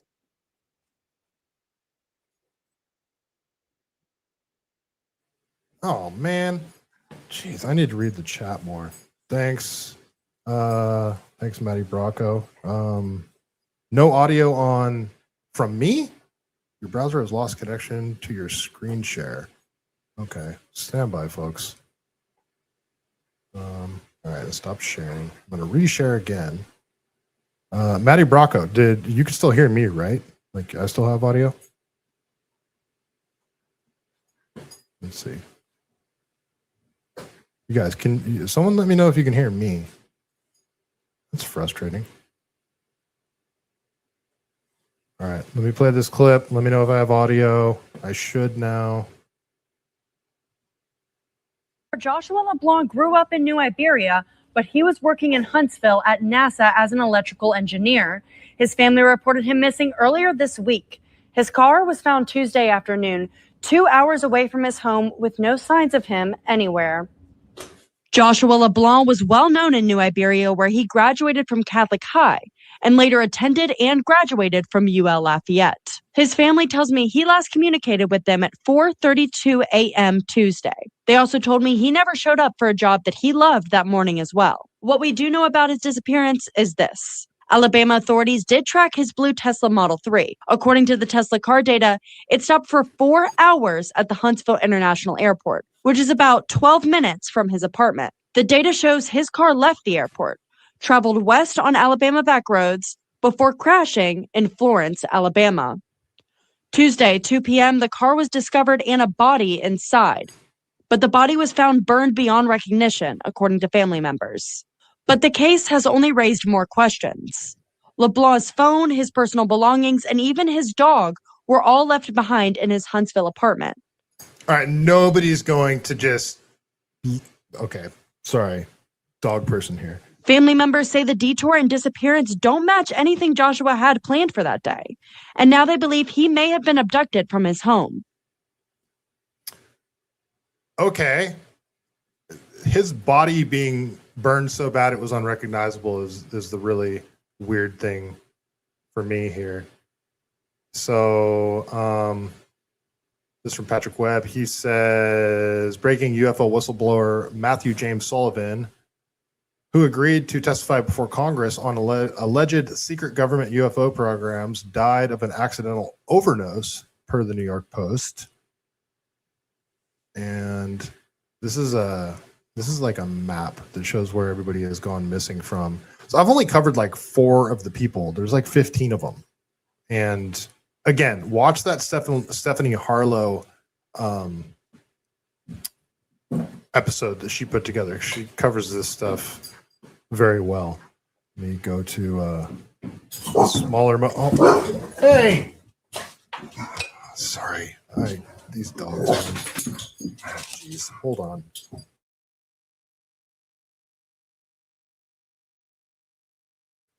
They see something outside. I apologize. Okay, so here's all the people. So 3 people have gone missing from California, all like right on top of each other too. So Carl Grillmar, Frank Maywald, and Monica Reza have all gone missing from like halfway in between LA and San Diego. Then you've got Michael David Hicks, who went missing from looks like near the Tahoe area, right on the border of California and Nevada. Oh, okay, sorry, I still got audio, right? Then you've got Anthony Chavez. So all of these people went missing from New Mexico.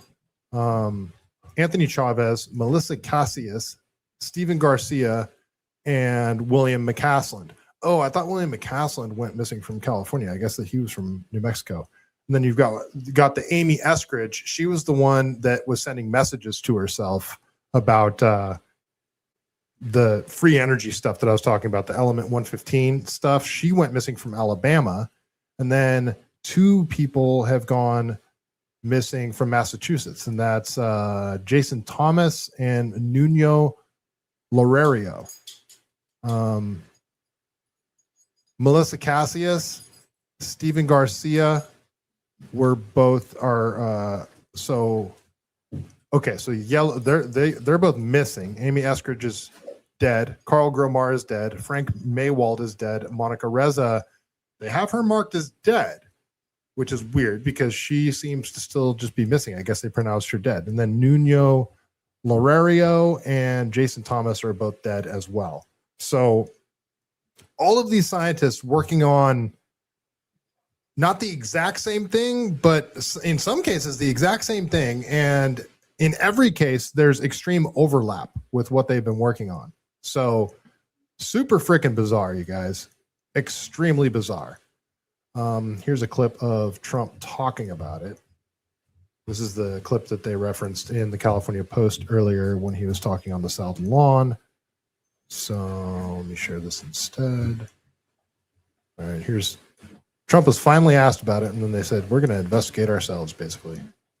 10 missing scientists with access to classified stuff, nuclear material, aerospace. They've all gone missing or turned up dead in the last couple months. Based on what you've been briefed, what do you think is happening here? And do you think that this is connected or totally random? Well, I hope it's random, but we're going to know in the next week and a half. I just left the meeting on that subject. Go lay down. Yeah, pretty serious stuff, but Well, we're going to be not. well, lay down. Hopefully, No, go. I don't know, coincidence, if you whatever you want to call it, but some of them were very important people, Good and we're going to girl. look at it over the next 10 missing. All right. So he says we're going to look into it. So we'll see here. All right. I wanted to play this clip from Joe Rogan because this is like Joe Rogan geeks out about this stuff. He had Bob Lazar on. He was like the first person that Bob Lazar interviewed with in decades. And so Joe Rogan is fascinated by this kind of stuff. So he's talking with who's he? I don't know who he's talking with here. Sorry, I wish I had his name. Maybe one of you guys can tell me in the chat what this guy's name is. Girls, Yara says hi. I told them for you, Yara. Do you have you been paying attention to this news about these UFO researchers and scientists that have gone missing? Yeah. What do you think of that? Listen, don't top doctors go missing, don't top physicists go missing, don't fucking astronaut. All these fucking people who are in facts, power positions, not even just position of high intelligence, knowledge. Yeah. They go bye-bye. The best heart surgeons on earth, 7 of them were on the same fucking plane that went down. What do you know? Yeah. The best, whatever. They just found the cure for cancer. These 10 doctors, they're on a PJ to fucking who the hell knows where, and they go down. Jesse wrote a good write-up about them all that I think explains the angle we would prefer to hear about, like conspiracies and UFOs and stuff. So he thinks it's a conspiracy? I don't know he's that laying he's out saying the that, possibility of it being a Correct, conspiracy. and at least from that angle. It's just crazy that all these top doctors and top things and physicists and just like these people just disappear. One of them was a general who's also he's the generals know shit. He's the key. Well, he was in charge of I think the UFO program. Right. If there exactly. is one. If there is one. But if you didn't he just leave the house with just a gun?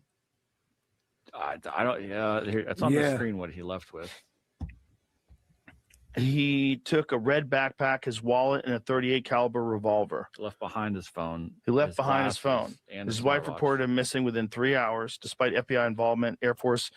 So they're talking about McCasland, the phone call, the audio call that I played earlier. Office of Special Investigations, search dogs, drones, helicopters, horseback teams, FLIR sweeps, and 700 canvas households. No confirmed sightings of McCasland has ever surfaced. Surveillance cameras covered both ends of his street.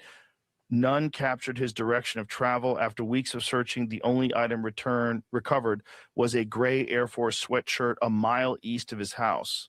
Testing could not confirm it was his. So he was the first one to disappear, and then He has no DNA? sort of. No hair came off? He was the first one to disappear, and then another one disappeared, and they're like, well, they actually might have worked together, and then every other day, it's like now another one and another one and another one. Also, if you knew something that the whole world didn't know, like if you knew the human race was just a bunch of soul containers for some super advanced alien race that just uses us as a farm, Yeah, here's and you're why like, what's the purpose? his name pops up is because his name was in the We're jump, all but just that's an the empty emails. body with fucking aliens hosting us. Hacked emails from Hillary Clinton's campaign chairman John Podesta revealed correspondence from Tom DeLonge naming McCasland directly. DeLonge? I'm saying it wrong, No, right? Tom DeLonge. Dude, Tom DeLonge was on Joe Rogan. So Tom DeLonge is the lead singer from is it Blink 182? And he became like super into UFOs, and he went on Joe Rogan. I mean, this must have been back in like 2015, 16, or 17 or something like that, a long time ago. And Joe Rogan was super skeptical. And basically, the whole episode, Tom DeLonge's basically saying that there's going to be a massive USO disclosure. And leading up to this, there's going to be like a bunch of predictive programming. Like they're going to release little tidbits of what the actual disclosure is going to be about, but they're going to do it through like movies and TV shows and stuff like that. And Joe Rogan kind of was frustrated with them and like dismissed a lot of what he was saying. But like as time's gone on, it kind of seems like this type of stuff has been released. And now you've got this new Steven Spielberg movie coming out called Disclosure Day. And all of this talk about how we're supposed to have UFOs disclosures coming up. So there's a lot of weird stuff going on, you guys. DeLonge wrote that McCasland helped assemble. Did Joe Rogan forget that he had Tom DeLonge on the show? Or is he just not remembering who he is? His advisory team was deeply aware of what DeLonge was trying to achieve, had received a 4-hour briefing on the project. DeLonge added that McCasland ran the laboratory at Wright-Patterson where the Roswell material was shipped. But that's all speculation. What's part? The Roswell material. They keep talking about Roswell and this and that. There's so much.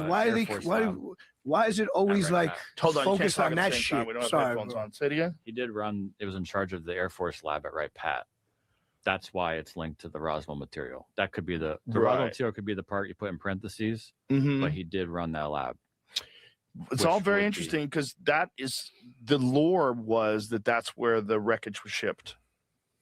But and then that the one we were talking about yesterday, Monica Reza, I looked her up. She is known for being on a patent of some super metal alloy.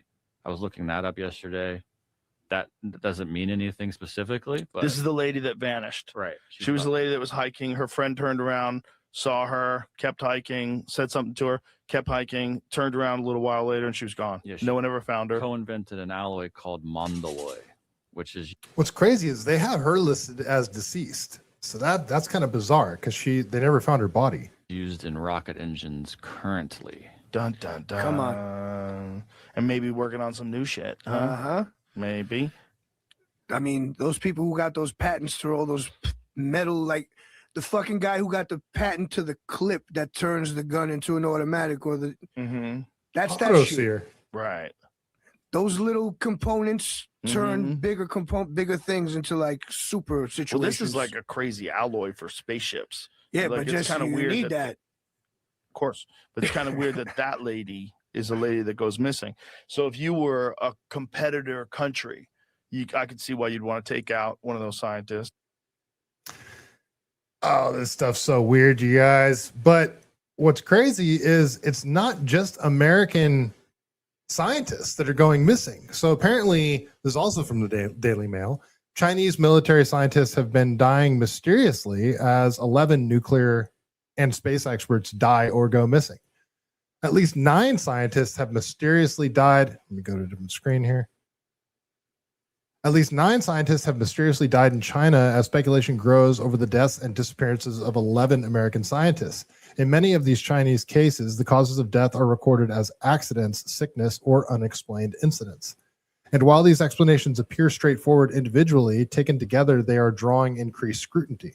One of the most puzzling cases is that of Fang Yang, I'm butchering that, I'm sure, a 38-year-old defense technology professor who died in July of 2023. He had reportedly been working on simulations related to a potential Taiwan invasion before his death in a late-night car crash in Beijing, Newsweek reports.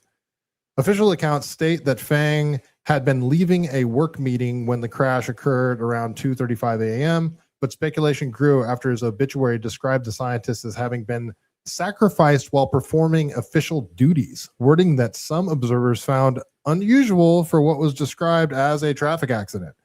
Further attention was drawn by his burial in a high-profile cemetery typically reserved for national figures. Such honors are rarely associated with standard accident cases.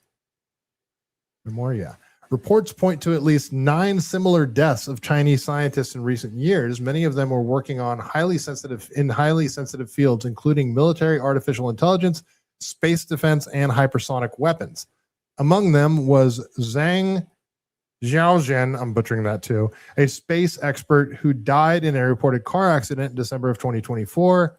Shen Shuming, a specialist in microelectronics, also died in a similar accident in 2018. And chemist Zhao Guangyang, I'm sorry, I cannot pronounce these names, you guys, passed away in December of 2023 with no official cause of death disclosed. Other cases include Yan Hong, that one's easy, who died after an illness, and Fang Daning, who died following what was described as an unexpected medical episode abroad. They both worked in the field of hypersonics. Meanwhile, drone expert Zhang Debing and data scientist Lu Dangxiao, why are these, don't make me pronounce these names, also died under circumstances that remain unclear. However, despite growing attention, officials have given no indication that foul play is involved. The deaths come as at least 11 American experts with ties to NASA, nuclear research, aerospace programs, and classified projects have vanished or turned up dead in recent years. Many of these individuals held top security clearances, granting them access to sensitive information on space missions, nuclear technology, or advanced defense systems, promoting speculation about possible sinister connections. The disturbing pattern first emerged after, okay, so I've already read another article from the Daily Mail, and they're basically recycling the rest of that article. So I'll keep moving here. So this is from Newsweek. Let me get this refreshed. All right, so this is from Newsweek. Still got audio? Okay, good. The U.S. is not only, okay, so she's talking about the Chinese scientists as well. So we'll just play this quick clip here. The mystery surrounding more than a dozen American scientists who worked on UAP, defense, and nuclear research programs, they're either dead or missing. And this might be part of a larger global issue. Some top Chinese scientists are dying too. NewsNation national correspondent Mills Hayes is in Chicago. Good morning, Mills. At least 10 scientists in China died under what some are saying are suspicious circumstances. This is just a bizarre case, not only here in the U.S., but now in China. Right. Good morning to you, Hannah. And there's other countries as well. But these dead Chinese scientists worked on everything from drones to military to AI to Taiwan invasion scenarios. And the deaths date back to 2023. The deaths allegedly involved suicide, sudden illnesses, and car crashes. Right now, there is no evidence linking the cases in China to the U.S. And of course, China is often tight-lipped on matters of its national security and government, and it controls the media. But the obituary of one of the scientists on a state-run site said that he was sacrificed. Back here at home, the FBI and the House Oversight Committee are looking into what happened to our scientists and government workers, many of whom had high-level security clearance, some with access to classified material tied to nuclear, space, or defense work. And there is no evidence that these cases are related or... So it's weird. In this one, they're showing Monica Reza as missing. So some cases she's reporting dead and others she's reported missing. Weird. Part of a larger conspiracy, but we did speak with NewsNation Law and Justice contributor and former FBI agent Jennifer Coffendorfer, who explains what this investigation looks like right now. They will be starting at ground zero with the local authorities, saying what are the facts and circumstances surrounding this individual's situation. And if they find something that is circumspect or doesn't line up or comport, then they will then tangent off and look at, are there any connections to anything else? Of course, this could all just be a large coincidence, but with so many cases in critical fields, the pattern is raising eyebrows, especially considering the US, China, and Russia are in a global tech race. And events like this, they're just not easily dismissed, Hannah. No, and so many people are just so curious about what happened. Mills Hayes in Chicago for us. Thank you. And I should have looked into this more before the episode started, but wasn't there like an incident at Brown University where someone was, I think it was Brown University, where somebody was killed? Didn't someone murder two different scientists? Like, he killed somebody at a university and then he went to like Florida and killed another scientist, and they were both like working on the same stuff. I probably should have had that figured out before I started this. Okay, so what if I'm about to play a clip, and I ordinarily would have just dismissed it, but I've actually heard about the weapon this guy references in here. So what if you wanted to have a weapon that could cause the destruction of a nuclear weapon, but it doesn't have the nuclear fallout? Have you guys heard of the rods of God? It's an interesting weapon. And it doesn't even sound like it would be that hard to produce. So imagine a satellite in low Earth orbit that basically has like a magazine like a revolver would have, and it contains these big giant tungsten rods that can fire them from space, and basically the kinetic energy of these, telephone pole size rods would impact the Earth and just wipe out a huge area, but you don't have any of the nuclear fallout. So imagine that. I'm going to play this quick clip and you guys tell me what you think. Stand by. Should probably switch to it before I play it. All right.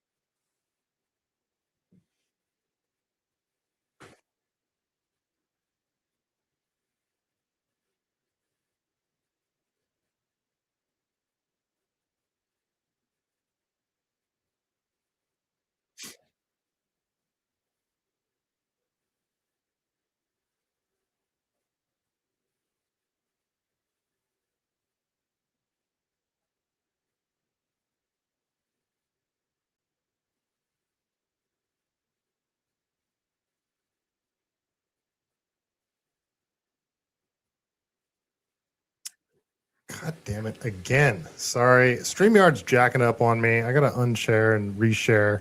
Basically, this guy just says the exact same thing that I just told you guys. But all right, I do want you guys to hear this clip, though. So thank you, Yara. I apologize. Stand by.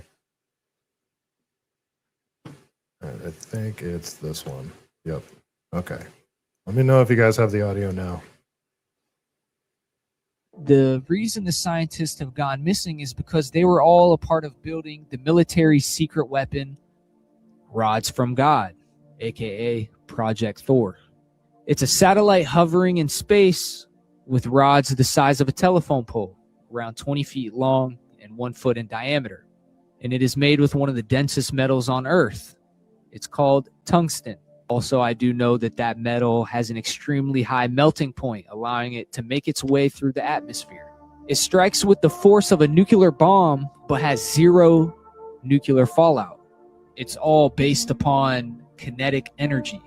The most commonly described version of this is that it's a satellite that's hanging in a lower Earth orbit, around 500 kilometers up, that carries a magazine of these rods. It's said with just 6 to 8 of these satellites spread across a given orbital plane, any point on Earth's surface could be targeted within 12 to 15 minutes.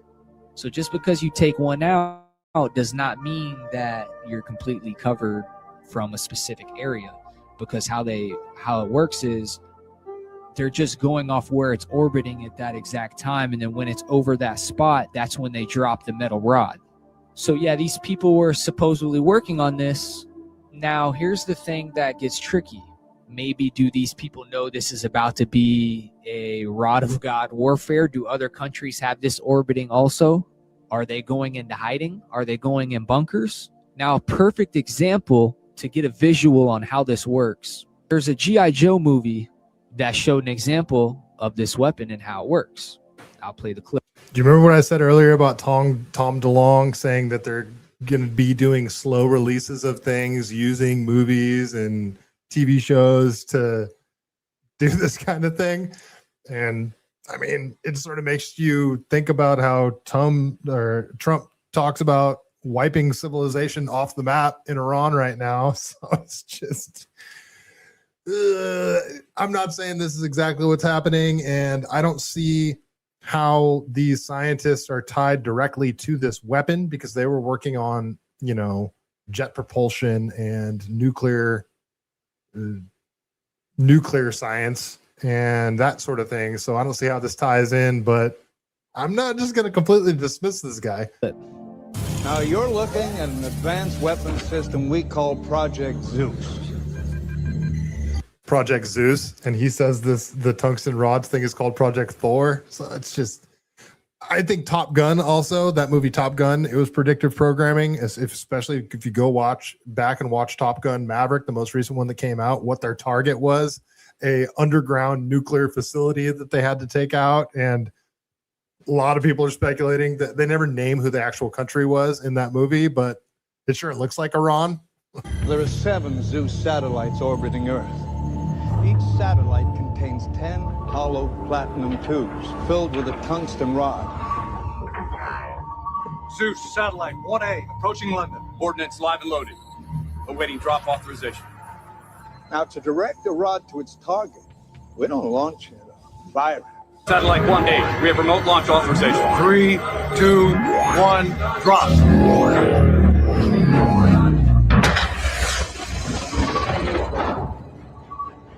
The rod touches down 8 times faster than a bullet. Hopefully, since I'm playing a clip from a movie, that hopefully this doesn't get taken down. And with a force significantly greater than a nuclear warhead. None of the fallout. All of the fun.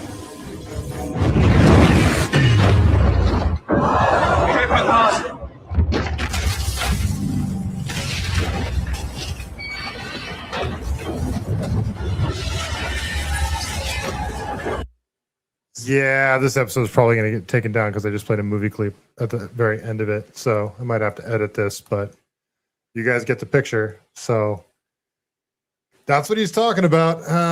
Yeah, so I'm not saying that's what these people were killed and or abducted for, but I mean, it's plausible. I mean, all sorts of plausible things. All right. I didn't even get into the Southern Poverty Law Center stuff. So I'm going to have to go and make like completely separate videos on the Southern Poverty Law Center stuff and the January 6th pipe bomber stuff, because these are two. The Southern Poverty Law Center stuff is definitely something I want to talk about because it's interesting as hell and it ties into the ADL and like censorship and like color revolutions here at home that have been going on, but I don't have time to talk about it tonight, so I'll do a separate video on that, and then I'll also do a separate video on what should be a gigantic story, and it seems like very few people are talking about, and that's what did the CIA plant pipe bombs, and did they use the Capitol Police to do it? So that's a story that I definitely want to cover. So I'll make separate videos about those. So turn on notifications. If you guys are still here, hit that like button, subscribe if you're not already. You guys that stayed here and watched the whole episode, you're awesome. I greatly appreciate you guys. You're fantastic. I will be doing another live stream next Sunday at 6 p.m. And I probably won't be doing a live stream during the week, but I will be doing videos and uploading them sporadically. So turn on your notifications and stay tuned for more info. I also want to talk about some California stuff, since that's supposed to be my niche, but you know, I have to get outside of my comfort zone every now and then. All right, everybody. Pete Grabber over on X, Yara on YouTube, Danger on YouTube. Maddie Bracco over on X. Judith Jamp. Thank you for telling me I was muted. Sorry about the technical difficulties. Brave browser is acting up on me. I must need to update it. Who else we got? I haven't seen Wally World in a while. Northside over on Rumble. What else we got here? Jake's Custom Parts. Thanks for hanging out. I think I got all you guys. Oh, Blue K2. Thank you for hanging out. Always good to see you. All right, that is all I got for the evening. Yes, thank you everybody for being here. Before we get out of here, though, you know how we do it. We got to tell a joke from the greatest book ever written, The Truth About Chuck Norris. And this is the sequel, courtesy of Danger, here in the chat. Chuck Norris cannot be stopped. You know the rules. I open the book, my eyes go to a joke, and I read it. Sometimes it's good, sometimes it's not. Chuck Norris, joke of the evening. The fatalities in Mortal Kombat are actually recreations of eyewitness accounts of Chuck Norris going apeshit during a traffic jam. And on that note, stay CaliBased.